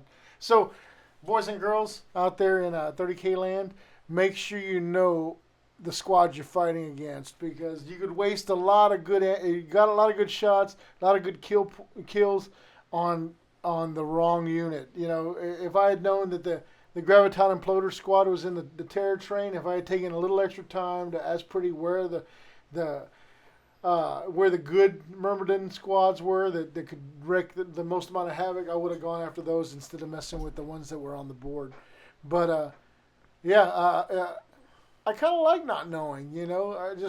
Sometimes I like to get in there and just try to kick ass and well, it gives that feeling of the fog of war. Right. You come down in that drop pod, you're not really sure what's there in these ruins, and is it the conversion beamer guys? Is it Thalax? Is it you don't know. Tech thralls, which that would have been hilarious. My 15 tech thralls would have just died like grass under a lawnmower. Though, one of the rules that changed it's one of those rules that has changed over the years. Like, when I got back into playing, the last time I played was the beginning of 4th edition, 40K. And, back then you couldn't pre-measure. You had to, like... Yeah, you had to judge distance. Am I in range? Am I not in range? And then you measure, and then it's like, crap, I'm an inch and a half shy. You had to be sneaky when you did it. Yeah, and then it would put the hand to the board. And then, of course, the other guy gets to see how far away you are, and he's Right. like, oh, I can move up 2 inches, or I can move back 6 inches, and prepare his shots, But now with the pre-measure and stuff like that, I think I don't know which one I prefer more. I mean, it definitely helps, playing battle, but I kind of like that not knowing and having to judge. But Kids these days don't know what they got, man. That's all. They don't know about the day. Like, I played 4th, 5th, and then a little bit of 6th, and I jumped back in 7th, like way later. But I think me and all of my friends that played in 4th, man, we know what a foot is. I can eyeball a foot across the room. yeah, I just fold my penis in half, and that's 12 inches. It was like a big red stick in my pants. Wow. God bless Yes, you. the Forgotten Legion 30K, home of the dick jokes. Yeah, you probably shouldn't be listening to this with your kids in the room. We'll probably have to put a disclaimer up there somewhere. Right. Not safe for work. Yeah. No, it's definitely safe for adult work. audiences only. But Yeah, no, and another rule too, that popped up this game was the Milta-Bomb rule. It used to be Milta-Bombs were a single use. Right. Now, and Michael told me today, not only are they single, you can use them multiple times, but he also told me that Milta-Bombs are armor bane, so Yes. armored ceramite doesn't work against them Yes. now. And that can really be huge. You've got in 30K, especially Steven, I know you come from the 40K background, but in 30K, so many vehicles have armored ceramite, and so your Melta guns are not getting that extra bump. Right.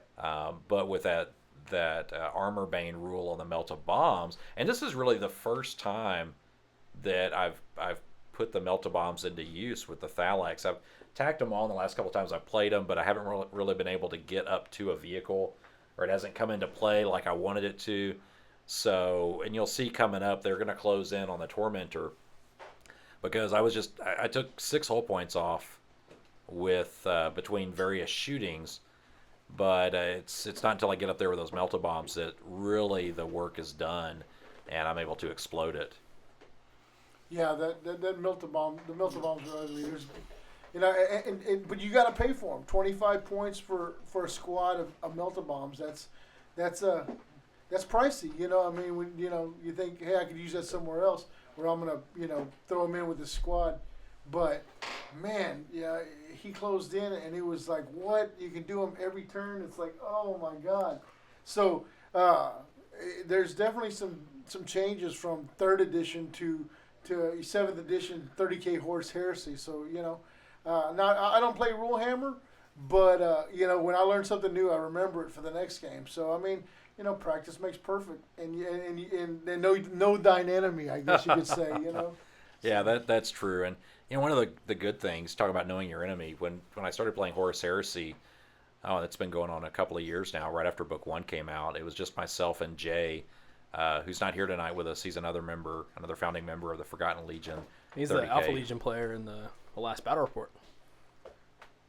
Yeah, he's plays that beautiful Alpha Legion army. It was just he and I. And so when you talk about getting to know your enemy, at the time I was playing Iron Hands, and we knew each other so well that I'm not going to say it wasn't fun, but I'm so glad that the hobby is expanding here in Victoria and really across South Texas. You look at it now versus a couple of years ago, and we've got new guys to play with, new players to play with. And excited about it, too. Yeah, and really I think it's re-energized people in the hobby in our area. We've got a pretty decent 40K scene here in Victoria, and for a town of 75,000 people or so, that's, in my mind, that's pretty impressive. But I didn't realize there was that many 40K, 30K players. I didn't either when I started playing 40K. When you go back about 5 years ago, it was Garage Hammer. It was myself, Jay. That's where I learned. Yep, Yeah. in the garage. Watts, who's not part of this group, but we're trying to get him into 30K. It's just a couple of us, and we played in a garage, and it's one of those things. It's like, well, I'm sure there's other Warhammer players out there, but how do you meet them? I remember when I played Dungeons and Dragons back in the day, and I'm going to date myself. This is going way back. Josh may be able to relate to this. Yeah.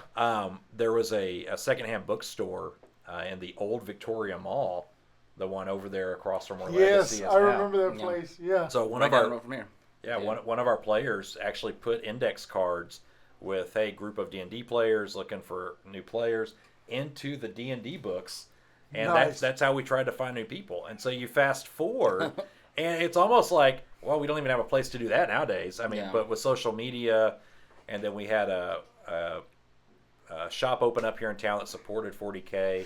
Oh, hold on.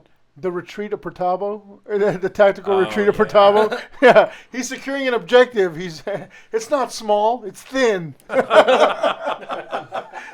But Sorry, I didn't mean to cut you off. no, that's fine. And I could go on about this because the state of the hobby now versus when I started playing, it has expanded. And from what Steven said, it is kind of surprising. You've got a smallish city here in South Texas, but as the avenues to find players have grown, we've now got 2 shops here in Victoria. Both support 40K, both sell Games Workshop. Both of them have people that play 30K at it. We're up to 6 or 7 people here in Victoria. You add in the people that we've met in Houston through our South Texas 30K Facebook group. That's really expanding. And now, over the last few weeks, we've got people from Austin and Dallas joining our group, planning to come to our event that's coming up in December. So just really, really exciting time.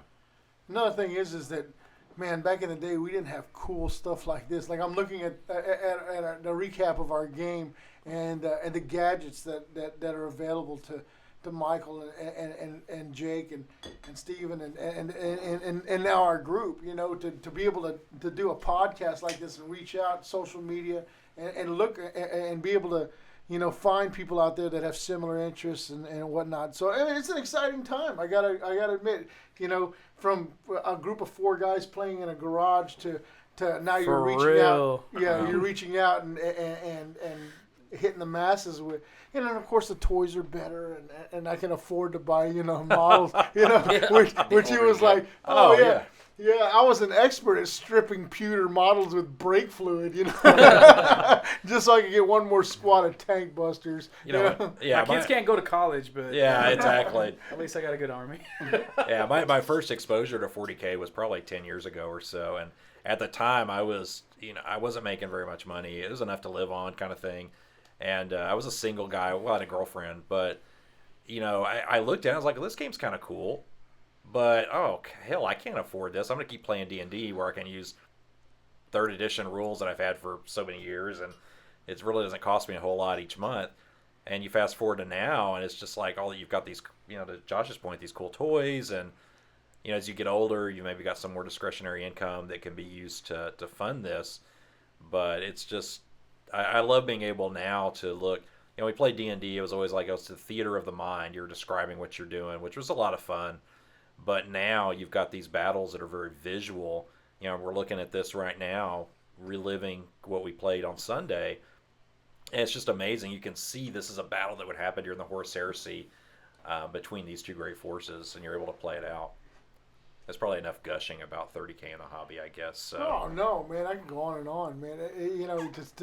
When I play, everyone's got their own play style. But me, I'd like to put myself in the mind of the warlord. Like I'm there on the battlefield and I'm controlling these forces, and what would and I do play fluff. I do like how would Protabo direct his forces, or how would Fug, my orc war boss, direct his forces? And you have to be tactical. And when you lose squads, it hurts, and when you could not even care if you lose squads, but do you get the job done? And when I'm moving these miniatures like this, when I'm moving these guys, I'm on a Vox or a Nuncio Vox somewhere saying, get those guys, get back, get behind the tormentor, get that navigator off the field. For real. And I'm controlling those guys, and I'm telling them what to do, and victory depends on whether I make the right decisions or not. You know what I mean? It's a game, yes, but man, when you're in there and you're looking at what the battlefield is thrown out in front of you, and the squads of enemy troops coming down on you, and these murder trains rolling over terrain like it's nothing, and you feel the fear and the anxiety, and can you succeed, can you win, and it brings it all together for me. I mean, everyone, like I said, everyone plays their own way, but to me, it's about it's like a game of chess without any limitations. It's so much more. So I mean, I love this hobby. Now I'm gushing. Well, it looks like you're going to try to check out this boner. Yeah, trying to put some hurt on my destructors over here. I just love the destructor models. I mean, I don't think we do a real good close-up of them in this video. Beautiful models, though. You get a chance to check them out. You can see them all over the internet. Google image search and all that good stuff. Go to Forge One and look at them. But I just love the look of the models. To me, that feels very Mechanicum, and they're tough as hell. Yeah, they just took a D weapon hit and they're taking. Yeah, they're shrugging it off. Ow, that hurt. We'll take some wounds. Man, your rolling was not on point this game, John. Yeah, well, no, it started off real strong, and then it went in the toilet. I even switched dice halfway through the match. It was like, okay, the Iron Warrior's dice is not pulling the weight. Let's move over to the black and red, It's funny. I have a set of dice I won't use anymore. Yeah. I've thought about throwing dice at, Oh, and you wrecked the first Triaros. Yeah, I think the Iron Havocs did a lot of the work first turn. Yeah. I think they took off 3 whole points from it. They just had no, they took off 1 whole point. And the Tyrants took off 2. Right. Yeah, and then it got nicked by that D weapon blast. Yeah, that's all it took at that point. But yeah, the other Triaros is still kicking. It's about to roll over some terrain here in a second. Yeah. I just hate it. So the other Triaros is full of Ad Secularis tech thralls. And, I mean, they're basically... Guardsmen? They're basically guardsmen. Robot guardsmen? Yeah, robot guardsmen. Lobotomized guardsmen, if you will. They don't even come out. They don't even disembark, because there really wasn't much for them to do at that point in the game. Is the Anvilus humping the Medusa? Yeah, No. that's what you're rolling for right now. I think you're rolling for that Anvilus blast. burn heat blast. So not to be a rule stickler, but it should be 1 inch away from my model. Just But look I how gotta much pass over it. Says the cheater. I'm actually skimming over your model. Yeah. I'm skimming the shit out of your model right now. I am sodomizing the ever living crap. And I was really excited for that to come over there because I didn't think it was going to hurt the Medusas, and I was pretty certain Caleb Decima could live through it. I just wanted to haywire that thing. Curse of the Machine Spirit. Yeah, Curse of the Omnissiah, and so the last game I played against Josh, that haywire attack was just murderous. I think I got like seven pins on it. And just wiped it out, and you'll see it is much less impressive this game. I think it took two whole points. he Curse of the Omnissiah my, what was it, a Storm Eagle or my Fire Raptor, something like just out of the sky, just Yeah, you're done. yeah, it's a great little thing. Now you have to be. It's only 18 inches. I had wanted once we started getting set up.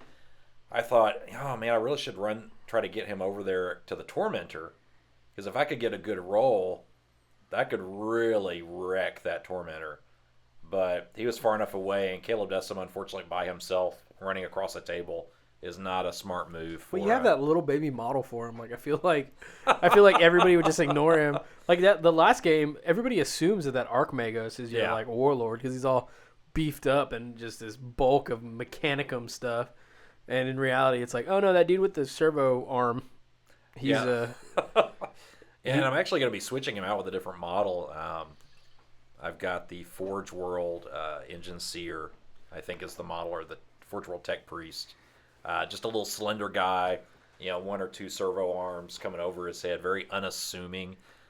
That's really how I picture Caleb Decima. Is he's just this crazy dude that if you look like, oh, that dude, what's he going to do to me? And then he just comes and messes your world up. a sleeper, man. He's a sleeper. But the other thing is I kept him by those Medusas just so he could heal them.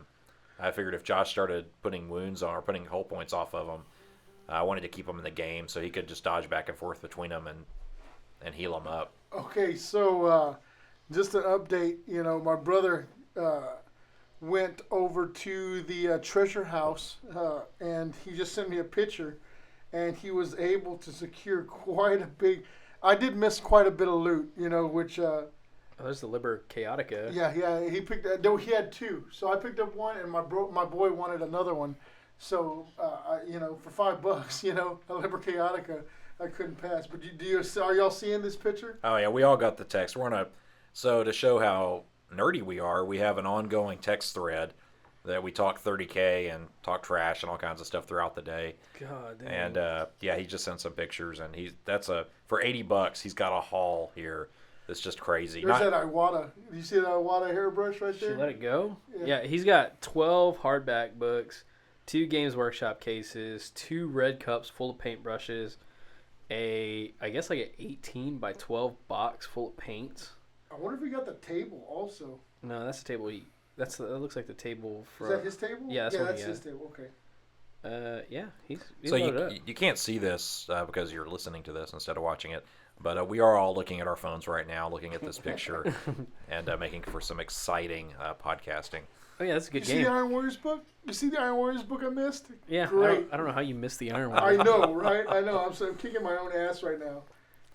So it looks like Petrarabo, he's fully gone back into those ruins, and at this point in the game, I was giving Josh a really hard time about it. But honestly, I'm glad that he kept him back, because Petrarabo and those Castellex would have just plain murdered most of my stuff that was on the field. I did not want to get in close combat with that guy. In your defense, you did push a wound on Protavo, which was pretty. It was pretty. I felt my short and curly straighten out a little bit. When that wound was pushed, and I was like, "Holy crap!" Get it back. He's nicked the Primarch. Well, I wanted to get those Destructors within 18 inches for that Graviton Imploder, because with 2 of those, I could push 8 shots onto him at AP2. And, you've got an invuln save, but there's a good chance that I would have been able to really wound him. Well, it looks like there's still a lot going on there. Oh, so But he's pounding me, Steven. I mean, at this point in the game, he is pounding the crap out of me. Yeah, in hindsight, the Medusas would have been the target. I would have switched over to the Medusas as a target right off the bat had I known. This was the raping that was headed my way. Yeah, the Thalax are moving up. So at this point, they've got Melta Bombs, which we were talking about a little while ago. My whole thing is I wanted to get those 3 victory points to catch up because throughout the game, Josh has had a really good run with his objective cards. Yes. As opposed to, I've had a really bad run with the objective cards. So I needed that 3-point kill on that super heavy.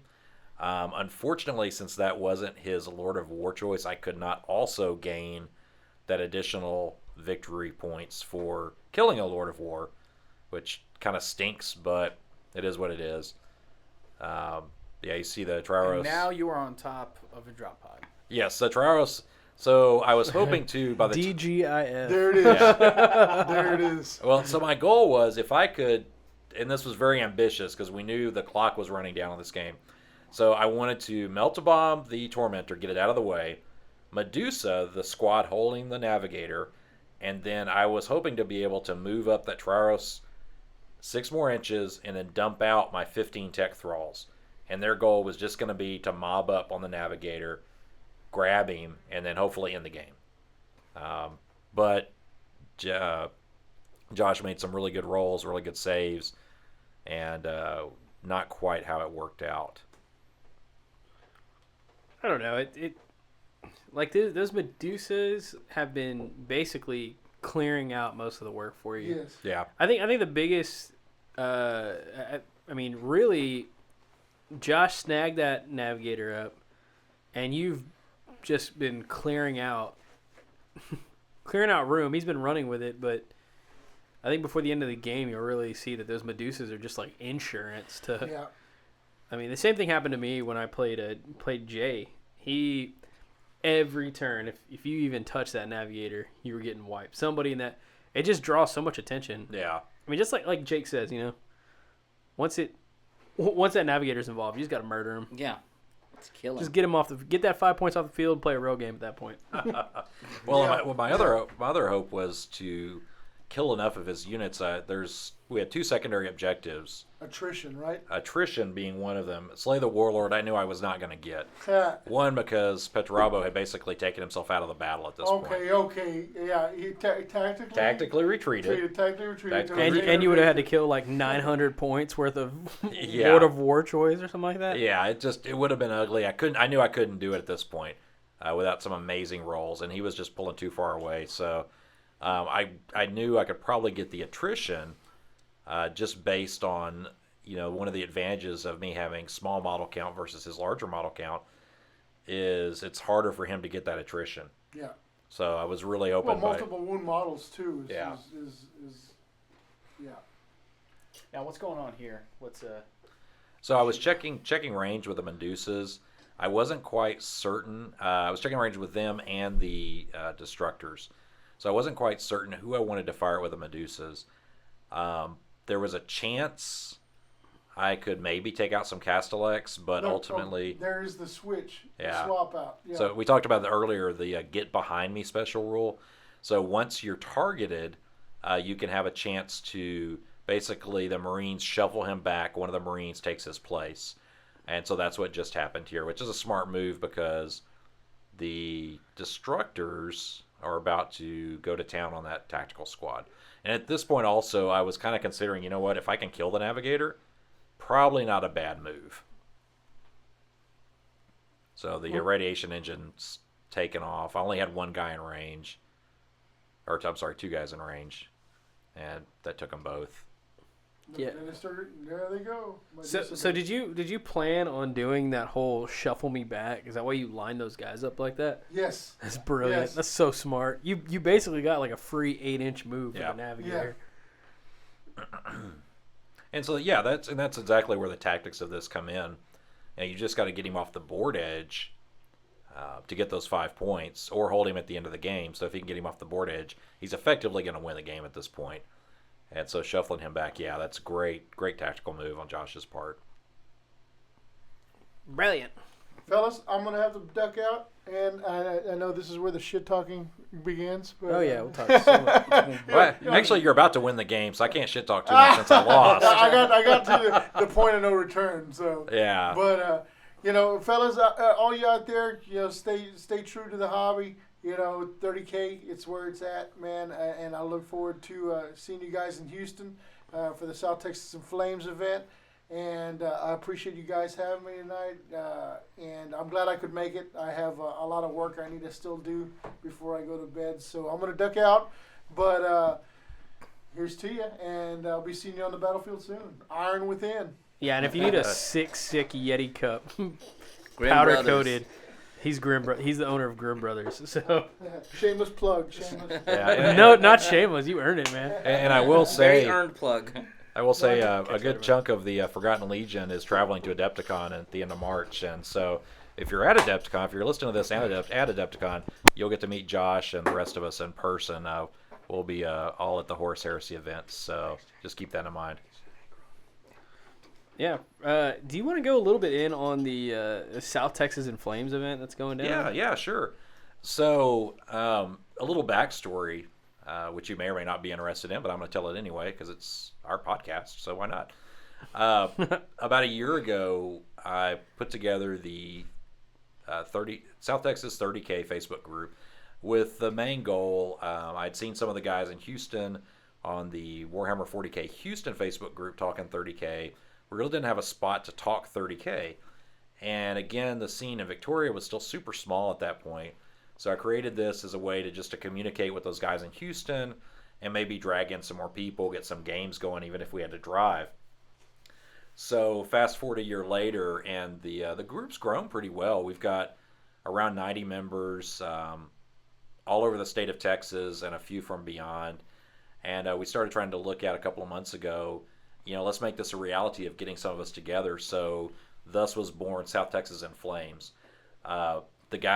Those of us here in Victoria are traveling to Houston. Josh mentioned his brother Zach actually lives in Houston, but we consider him one of the Victoria guys because he's from here. We're going to have this event at his home. He's graciously offered to host at his large home that has room for all of us nerds. We're going to have 3 tables. We've got right now 13 people signed up. A good mix of folks from Victoria, Houston, and a guy from Austin, and there's a guy I think from Fort Worth is tentative at this point. We're going to be doing it's an all-day affair. We're going to have 3 missions. It's going to be a team event. Again, I did model this a lot after the Adepticon events because those guys at Adepticon played last year the Horus Heresy stuff. Absolutely amazing events. They really, really knew how to put it together. So it's a formula that kind of worked, and so I based a lot of our stuff off of that. So we're going to have three games throughout the day, 1 Zone Mortalis, 2 large games. The large games are 3,000 points per person, so that's 6,000 per team. On 4x8 tables, we've got 2 4x8 tables, and we've got a 4x4 Zone Mortalis, which is going to be a 500 points per person, so 1,000 points per team. Loyalists versus Traders.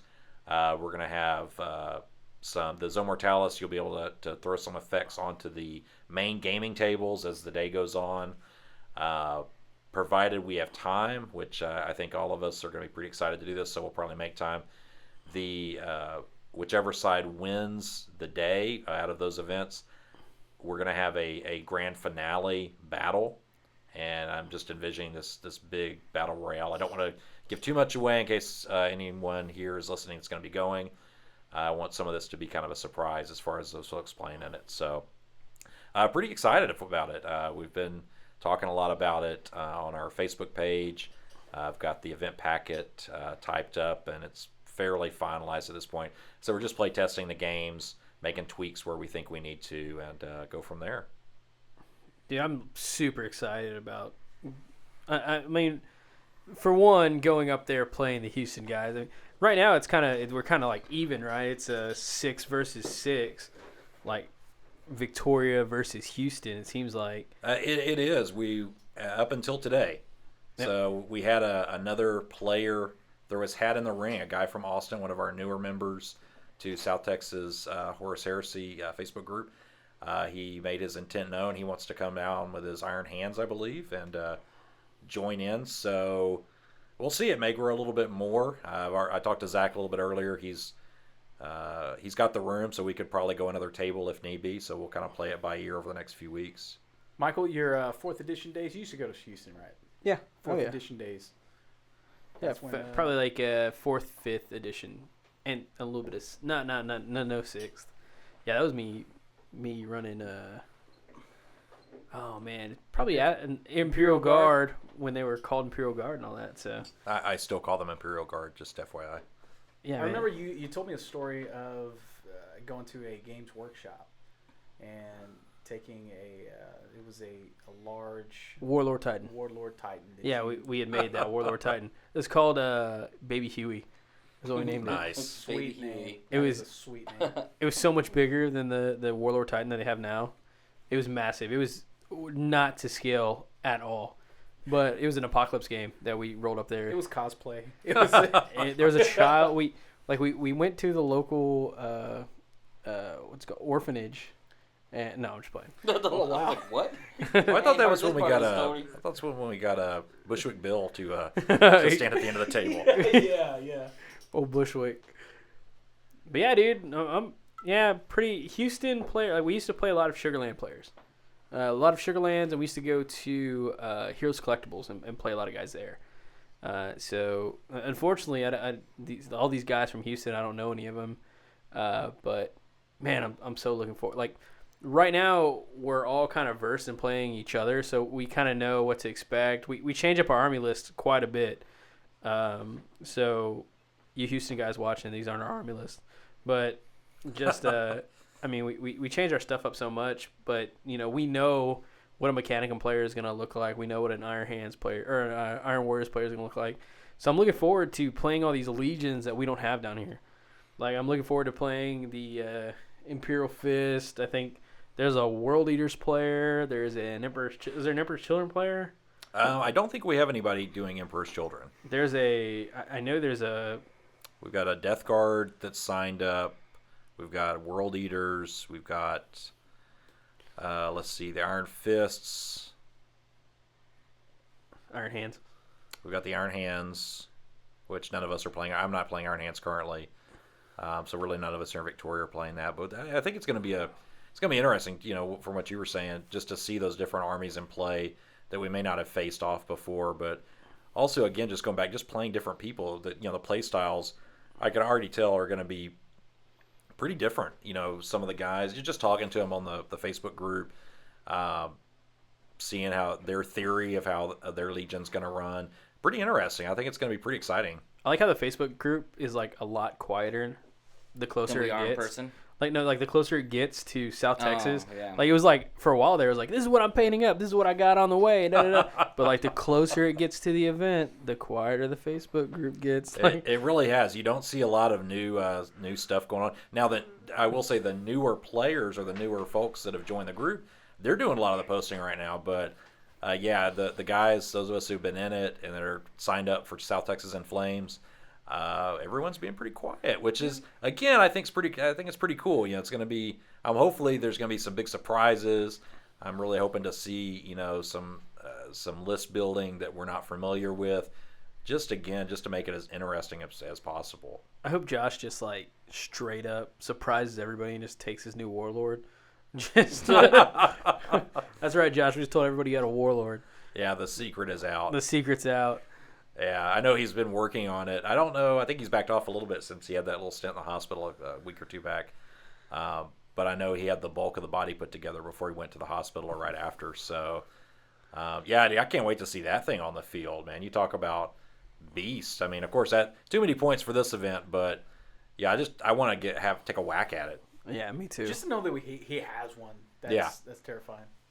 Yeah, it's funny looking back. I remember when I first got into 30K, because really in 40K, there's Titans, you know about them. They only come out to play during Apocalypse, which you don't see that often usually. Oh, by the way, you just rolled 2 10-inch charges. With your yeah. Oh yeah, almost missed this. Yeah. So jumping back on here, this was kind of a Hail Mary. It was going to be very iffy if I could make that charge distance. Thankfully, I got it. And it's all I needed to get those guys with the melta-bombs up into play. That's nonsense. That's Yeah, it was beautiful. I really, really loved that play right there. Because right now, and Josh knew, he's like, oh, the Tormentor, it's toast at this point. It's only got 3 hull points left. And he lives through this round, and then next round, we finish it off. you Medusa'd out, like you cleared out that squad that was holding the Navigator. Yes, yeah, that squad dropped a couple of pie plates on it, left him standing solo, but which you don't see in frame right now, but Josh has that other squad of tactical Marines basically lying in wait. That he left them by the table edge so they can just like pick it up. Yeah, great tactics by Josh at this game, especially in the late game portion. He really had it planned out, everything from the blocking maneuver of the Tormentor. He did draw some fire with Petrarabo and the Castellex. I did waste a little bit of shooting on him that, in hindsight, I should have just ignored him 100%. Yep, Spartaned them. Yeah. That's what I do with Spartans. Yeah, just ignore them. Pretend they're not there, take 4 last cannons a turn, and just move on with your life. Yeah, so now, of course, I say this now, but next time he brings Petrarabo out, something tells me he's going to be right up in the player's face. No, absolutely. He's got to at this point. I hope he brings more super heavies next time. It's like when I look back at Perturabo's profile, he's got that 3-shot 6.3 arm bolt cannon it's twin linked and has rending, I believe. Yeah. I'm not afraid of that. That's maybe 3 Marines a turn. Big deal. He doesn't have a lot of attacks. I guess the biggest thing you have to worry about is post Istvan Thunderhammer. Yeah. That seems like that's a beast of a weapon right there. But really, his profile he's not an Angron. No, he's not. I mean, the thing though, so if you're going up against Marines have quite a few different characters that can threaten in close combat. One of the downfalls, at least of this Ordo Reductor list that I'm running here, is I have very little that can really have an impact in close combat. Now, the Destructors, they've got Power Fists. So if I can weather the Marines' higher initiative, I can definitely put some hurt on them. But, their weapon skill's only 3.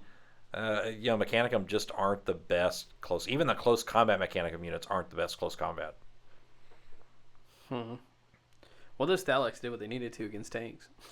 Yeah, the Thalex, I've used them to tar pit a couple of times just due to their toughness and their wounds. They can do a pretty good job of that. But even with heavy chain blades, they don't have a low enough AP to really threaten things.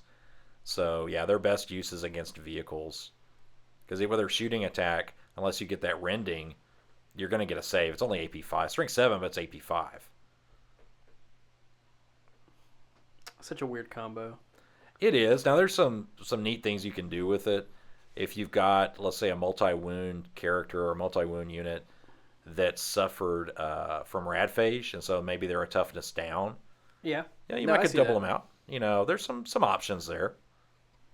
I just don't see too much rad going on. I mean, I know you took the irradiation engine this game. Were you planning on using it against Perturabo, or? One, it's great against Marines in general. 2, it's great against Marines when they decide to assault you, because you're going to get that wall of death. Oh yeah, D3, right? D3 at AP3. So Marines are going to take some losses coming in, and you might be able to blunt that assault either by taking the guys out of range. Oh, that would make me so mad. Yeah. It's like, oh. Do y'all remember where the in this game right here, this particular position? Do y'all remember where the Navigator is? He's right there. Like, if you look at the screen right now, he's right there in the black. Oh, okay. Yeah, we zoomed past him real quick, but he's standing by himself. At this point, Josh Right there. he's got a unit that you can see is going to come right up to the Navigator and reclaim him. Which, again, that was his plan. So we made it so the wounds didn't really spill over to the Navigator. So if the unit did take a bunch of wounds from, like, in this case, that Medusa's blasting him, a lot of it didn't spill over to the Navigator. But I guess if Pretty wanted it to, he could have. Oh, Well, and the thing is, at that point, I was at the extreme range of the that's Medusa right. shots. That's right. That's where I ran into trouble. Is those Medusa shots? I was right at 36 inches, barely getting the pie plates over there, and then I think the last shot I take, only one Medusa is actually in range. That's right. Yeah. So that hurt a lot too. If I would have been able to move them up, which I don't know why I didn't. There was a little room to move up, so that's kind of my mistake on that. But I would have been able to reach out and might have had a little bit different outcome. Yeah, I can see where he's trying to pass off the Navigator right now. I just don't, I hate that he hasn't done anything with Perturabo. Just chilling back there with his Castellax, his Iron Circle. Yeah, he's got that right now. He's got that objective back in that building, or he's about to have that objective. I guess in this case right now, that Anvilus just flew over the Myrmidons, and they're It's just still alive. scorched them. Oh, he was trying to. One of the objective cards was to get a fast attack unit on objective 3. Yes. And you blocked him from getting that by having your Myrmidon there. That's Yeah. right. I couldn't score with him. I could definitely deny with him. So he tried his best to kill him. That guy was just, like I said, he's going to be elevated to a Myrmidon Lord in the next game. That guy just was clutch. He scared the unit of tyrants off the table. Yeah. And then he held the mysterious road that was the objective road. I don't know. He didn't have a whole lot to do this game, but some games you have like that. I don't know. So, Steven, what's it going to take to get you in a 30K, man? What army? This what I'm watching right now. You're in? Oh yeah. What legion? You play Crimson Fist now. You know what? I like when I look at painted armies. One of the first things I look at is just from when I like type it into Google is word bearers. Oh, you like word bearers? No, I just the paint job. Man, I was going to high five you. Man, You know what I mean? And so I've seen a lot of painted armies, and I kind of go through paint schemes and stuff. Some Ashen Circle? Yeah. Man. Yeah, I've got quite a bit of word bearers that I've purchased already. I've even put a few together. I've not put paint on anything. One, because I'm desperately trying to get this Mechanicum stuff 100% finished. Right. Just so I can cross it off my list. I'm more or less done buying Mechanicum units right now. I might add another Krios Venator just because 3 is better than 2. Likewise, I might add a third Medusa, but for the most part, I've got some pretty decent lists for the Tagmata or for the Ordo. But yeah, I've got the word bearers, I've got the paints, I'm ready to start working on it. My hope was maybe to get some of them done. It still is my hope, at least for Tactical Strike for Adepticon, at least take a few models for the small point game, just because I'm psyched about playing them. I'm looking forward to it. Right. Realistically, I like Imperial Fist. Mm-hmm. Oh, man. Being a Crimson Fist. Oh, definitely. I like Imperial Fist. Alexis Paulus, right? Oh, yeah. Oh, Yes. that model's so sweet. Oh yeah. When you sent me that picture, I was like, oh my god. The Crimson Fist? Yes. Oh, man. Yeah, so that alone sweet. right there, that's just a Right. beautiful, beautiful model. Yeah, I've been talking with my boy Sam in I think he's in Seattle now, and he was like me and him were like 40K. I remember playing a game in my garage, and we weren't sure about a rule, and you text him, and it was like midnight, and you text him. That's right. And I either texted him or I called him. Either way, he's always been there. Man, every time I would fire a Basilisk, like I'd get the orbital bombardment from the what was he called? The Master of Ordnance Oh, yeah. for Imperial Guard. I always pictured my boy Sam because it's a limited range. He was in Idaho. He always would put a Basilisk facing his window for me, and I always beautiful, pictured it was his Basilisk firing from Idaho, and just handling business for me. That's beautiful. But yeah, I've been talking about 30K, right? And so he's kind of he's been playing a lot of fantasy, like he's been doing the boat battles. He built this awesome boat battle board, and man, we used to have so much fun playing boat battles. And I've been talking 30K to him, just like sending him pictures, and like he's watched our couple podcast or our couple battle reports that we had. man, he pulled all of his stuff out and he's starting to paint up some Imperial Fist now. No kidding. That's awesome. I was like, I think yeah. that's what I would lean to is Imperial Fist. Oh my gosh, man, you should just do it. Don't even All think right. about it. Cool. Jake, man, Jake's being all quiet back here. Jake has a He's actually painting right now. Yeah, I wish. I got a Spartan to put together tonight. so Jake. Like, were you interested in World Eaters? Like, were you just gonna jump on World Eaters, or? I'm really interested in the fluff for a lot of things. Like Tau was like graciously given to me by you, and I really fell in love with like the greater good and all I'm that like stuff. a crack dealer, dude. Yeah, you really are like a crack dealer, just like getting people addicted to shit. And Hey, just take these 1,000 points. I went through all of the armies because I wasn't familiar with 30K, and the World Eaters is kind of like, the Red Butchers kind of sold me. Yeah. I mean, they're just chaotic, and that's kind of how my game style is anyway. Usually when we play team games, I'm like, let me be the dude that just goes in there and does whatever. I don't care if I die. Like, that's just how I play, but... Wild card, bitches. Yeah, it's kind of like, Yeehaw! And then I started reading about World Eaters, and I decided to go with the Warhound army. That shit blew. I had no idea about the Warhound fluff. Yeah. And he comes out of his room and he's like, yeah, I think I'm gonna play Warhounds. I'm like, the Titans? Like, what do you? You're gonna have, like, that's boss for starters. It's kind of a dick list, but okay. Yeah, we'll try it. We'll see. And he's like, no, pre-World Eaters. I'm like, what? And I have to go look it up, and he's explaining it to me. Man, dude. Yeah, I'm really excited about my army. I got a lot to get painted before we start playing, and I still got to put together a lot of stuff. I just want to go out there, and it's addicting. It's a different, and really what challenges me is a lot of people are gonna say Tau is overpowered or Tau is like a cheese army. To me, every army's kind of a cheese army. They all have like their cheese to them. A lot of people are just scared of Tau, but with the World Eaters, it's going to force me to play complete opposite of how I play my Tau. So it's going to force me to like learn a different strategy, and that's what I'm most excited about is learning a different game style and a different way to play. And I hope I go out there and, I mean, I still got to play some games, but I hope I go out there and I do some work with them. Michael, would you say Xeno players, like, the Tau, Necrons, do you think that they are more hesitant to play 30K? Well, I think it's like you leave your comfort zone. Like, I played Astra Militarum, and so it was like easy for me. Like, I picked up my Solar Ox straight up. But so like I think it's just my comfort zone was I know that I'm gonna have hordes of models versus Space Marines. I just naturally figured that out. But like Tau, you got Tau players, and they got to figure out how they fit in, like how their playstyle fits in, or like how there's no Tau. I mean, there's no Tau. There's no Necron equivalent. There's no Tyranid equivalent.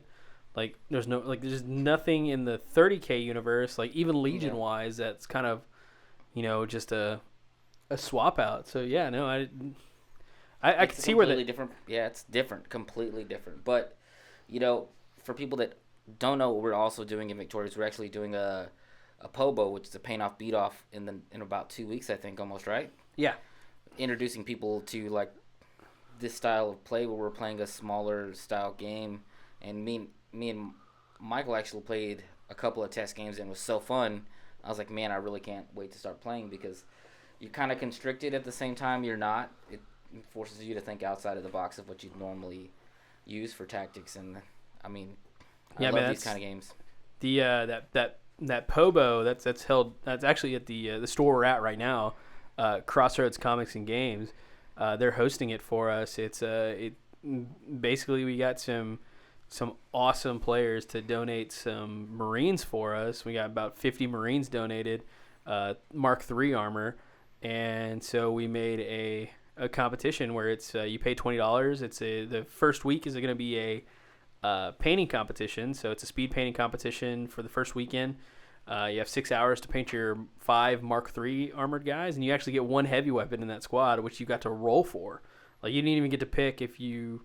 Like, it was a last cannon, a plasma cannon, a missile launcher, and a last cannon, plasma cannon, heavy bolter, multi-melta. And so you got 4 guys and a heavy weapon. First weekend was painting competition. Second weekend is it's kind of an offset of the tactical strike rules, but in the sense that there's no force organization. You just run your guys wherever they go. There are 2 teams, but you calculate victory points independently. So we got some awesome models donated for that, and I mean, I think first place, you pay $20, you get 5 Marines, and first place for the beat-off portion is a Spartan assault tank. That's pretty sick. Yeah, second place is a Mortis Contemptor, and third place is a Demos Rhino. So right now we got 9 people signed up for that, so we need 1 more. But man, I'm looking forward to. I mean, that's 10 new 30K players right there in our area. All right, guys. Okay, I'll sign up. I don't see why you haven't. Well, I think what's neat is, tactical strike. You mentioned that rule set, and while this is a variation of that, which we'll talk about, the Great Wheel. We don't need to forget that. Oh, the wheel. The wheel. That was Zach's idea, man. Yeah, shout out to that. Shout out to Zach on that. But yeah, you get people with a small squad and you get them kind of interested. We actually at our last game had a couple of people poking their head in, and when they found out about the Pobo, they were like, "Oh, we got to come check that out. We want to be a part of that." So I think this could possibly bring some new blood in, which is great. You get them with that small game. It's not a huge investment to play tactical strike. Yeah. Just due to the model count. So you get from the Pobo, you get some folks in there, and then work them up to an actual tactical strike game. Yeah, and I think it'll help introduce them into especially people that have never played. Yeah. I mean, I used to watch them play. We used to play in Steven's garage, and I watched them play probably 10 games, and I was didn't understand the mechanics of it really, and I was a little bit afraid to play because it is kind of an overwhelming game and it's a lot to learn. But doing it this style with the tactical strike, it teaches people immediate rules, and I think once you get past the basis of those rules, it's going to draw a lot of players in. And I think we should definitely keep playing that kind of 5-man squad games here and there for people until they build their own armies, because it's going to take time for them to build up an army that's significant. There's just not enough time to explain the legions. Yeah. This game would not be as fun it is without Graham McNeil explaining to me some of the Primarchs, what they do in their free time and stuff. Man, the legions, just knowing. I read that Raptor book about the Raven Guard, and it just made me so pumped to play my Raven Guard. Just knowing how, we used to cruise around, and you would tell me stories of some of the old books and just some of the fluff, and oh man, that made me want to keep painting and building. So that definitely the stories behind it are what keeps you engaged sometimes. I'm telling you, man. Yeah. That's why my first army in 30K was my Solar Ox, and then immediately I was like, you know what, Iron Warriors is the way to go. Perturabo and his planet of mazes and stuff, man, he's just a sick dude. And then I had to give it over to Josh. He earned it. So I don't know. This game is heading pretty south for you. Looking at it right now, he's got a tormentor between him and the navigator and you. And I think this is the last turn wrap up right here. Yeah, this is where it's wrapping up. I was hoping to. So you'll see me kind of go to try to get an explosion on that tormentor. My hope at this point, because I knew I was going to lose the game, he had 4 victory points at this point, and if he gets the navigator, it's going to give him 9. There's no way I could win at that point. I knew I had if I could take out the tormentor, that's 3. I had a lock on attrition, that's 4. So if I could deny him the navigator, I could pull a draw out of it. So you got no tactical objective cards this game? I wasn't. No. The stuff I was pulling, and then it was pull. I was like, oh, this objective that Josh holds over there that I can't get to. Great. Oh, such a bummer. Yeah. So, and sometimes that's how it works out. But my hope was if I could get back up, because he backed up the tormentor, get up to it, explode it, and then have the explosion scatter. That was my only hope, for it to scatter back and wipe out that squad. Oh, that's some Hail Mary stuff right there. I know. It was basically wish upon a star time right here, and as you can see, we're kind of drawing down to it. Yeah, that I mean, really, in this case, that 2-hour time mark kind of. Do you think that hindered y'all at all, or you kind of? I mean, it seemed like y'all still got a lot done into. I mean, it's only top of turn 3 right now. Josh is top, but Yeah, I don't feel like it hindered us. I really don't. We were able to. Both of us were accomplishing things. Josh more so than I was. Josh had grabbed the primary objective. That was happening. We had been able to have some really good battles back and forth. So, yeah, I actually like the time limit because I've played games of Warhammer where it has lasted 5 hours. Yeah. hell yeah, And, we all have. That's Yeah, not fun. at this point, being an old married guy, sometimes you don't have 5 hours to hang at the game shop. So being able to get in, play a game in 2 hours, and get out of it is pretty ideal. Yeah, and it makes you, when you play a 5-hour game, you don't want to play Warhammer for like a week or Yeah, two. exactly. Yeah. And now, I could have, if it would have been early enough in the day, Josh and I had even talked, if it would have been early enough in the day, like, hell, let's play a second game. Yeah. With a 2-hour time slot. Perfect. Yeah, so I like the 2 hours. I don't know, what are y'all's thoughts on that? Oh man, No, I I like it. love the time limit. It really, I mean, it makes you really, I mean, for one, of course you're going to speed up. So you're going to not take so long to think about what you're doing. Yeah. But at the same time, you realize that you need to get yourself into, like, good position early on. And you got to prep. Oh, man, those Krios got straight line of sight to that Tormentor. Yeah, the Tormentor's done for. Done for. Yeah, the Traros is coming straight over the terrain, which to me, I love that mental image. I just picture the drop pod being crushed under it. Me too. Yeah, that's that busted door. Just like it enhances that image too. Yeah. I just wish I could have gotten my dudes out of there, but yeah. They're robots. You rebuild. yeah. Well, they just sat in there the whole time. I just figured they're in there playing cards or something. Playing Pinochle.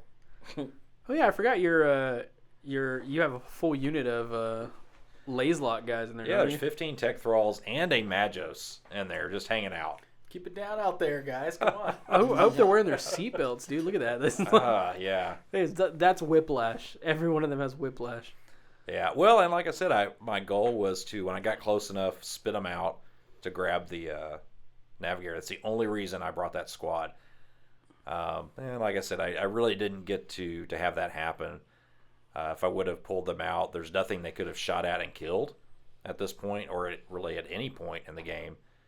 So it was better to leave them in and hope to get that Tormentor out of the way before I spit them out. Otherwise, this heavy bolters just would have chewed them up. Yeah, those are strength 3, right? On their guns. No, they're actually strength 4. Oh my gosh. But it's AP 5, so you're gonna get your 3-up save on it.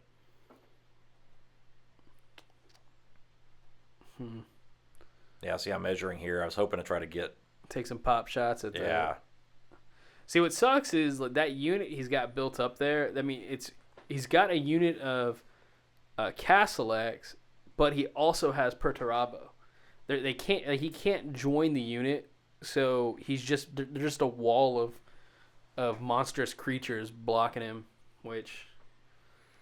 Yeah, and I need to research that for Josh and the new Red Book. I know some of the rules have changed with Cortex controllers and joining units. In the past, the Castellax are monstrous creatures, so you were unable to join an independent character to them. But I haven't looked it up because I really don't run a lot of Cybernetica right now. But I believe my understanding is that with the Cortex controller, you can join that unit. You just get the opponent gets the choice, though, when you fire at the unit. Who do you want to hit? Basically, you can choose to ignore the guy with the Cortex controller. Wow. And that's just because a lot of people in the first wave, or when this first came out, and when you originally could take a Cortex controller guy the first time around, they would use him as the invuln shield. Throw him out there with a cyber familiar. Who wouldn't? Yeah. That's Oh, great. yeah. And then so they took that away, and now they brought it back. But then you can just say, well, I'm basically shooting around your Magos, or I'm shooting around whoever that guy is. I'm not aiming at those giant robots. I'm aiming at the guy who's got his RC controller out Yeah. and is controlling them. Yeah, these are all your Creo shots. Yeah. Trying to finish that thing off. Yeah, I just didn't roll well with the Creos this game. Yeah, you also had that turn of not shooting them. That was, I know. that could have just- been an just explosion terrible. a long time ago. Yeah, just terrible. Hang my head in shame on that one. Do you, I mean, have you thought about dropping those Lazelot guys and taking more Thalax, or? Well, this is the first time I've played the Lazelot guys in an Ordo Reductor list. So, again, just wanted to kind of see, would it be useful? And this game was probably not a good test of that. They just didn't get a chance to come out and really do anything worthwhile. The good thing is they're so dirt cheap. Well, I guess it's actually a bad thing. They're so dirt cheap, if I dropped them, it's really not enough to be able to buy it, even a minimum squad of Thalax. Gotcha. So they're just like, basically that was like your scoring unit is what you were hoping for, I'm guessing. Yeah, just basically pop them out, grab the navigator, or pop them out and grab an objective that came up on a card. I just unfortunately was not able to see either one of those happen.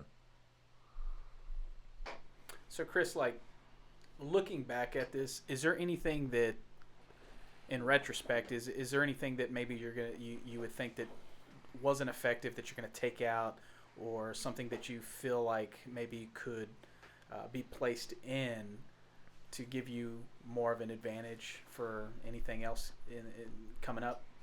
Well, I've kind of got two thoughts on this. So, if you'll notice in this game, it's a 3,000 point game. I did not run any Lords of War. With the Ordo Reductor, I can take. I have some really neat Lords of War options.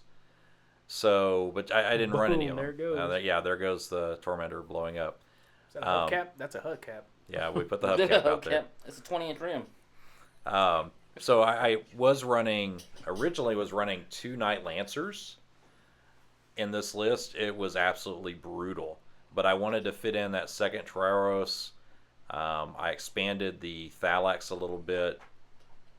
And I put in that squad of Myrmidon Destructors with the Conversion Beamers. So I think the big question to me is, do I want a Lord of War back in the list? Part of me says yes, because I know I'll be facing, and I'm not just talking about the event coming up, but just in general.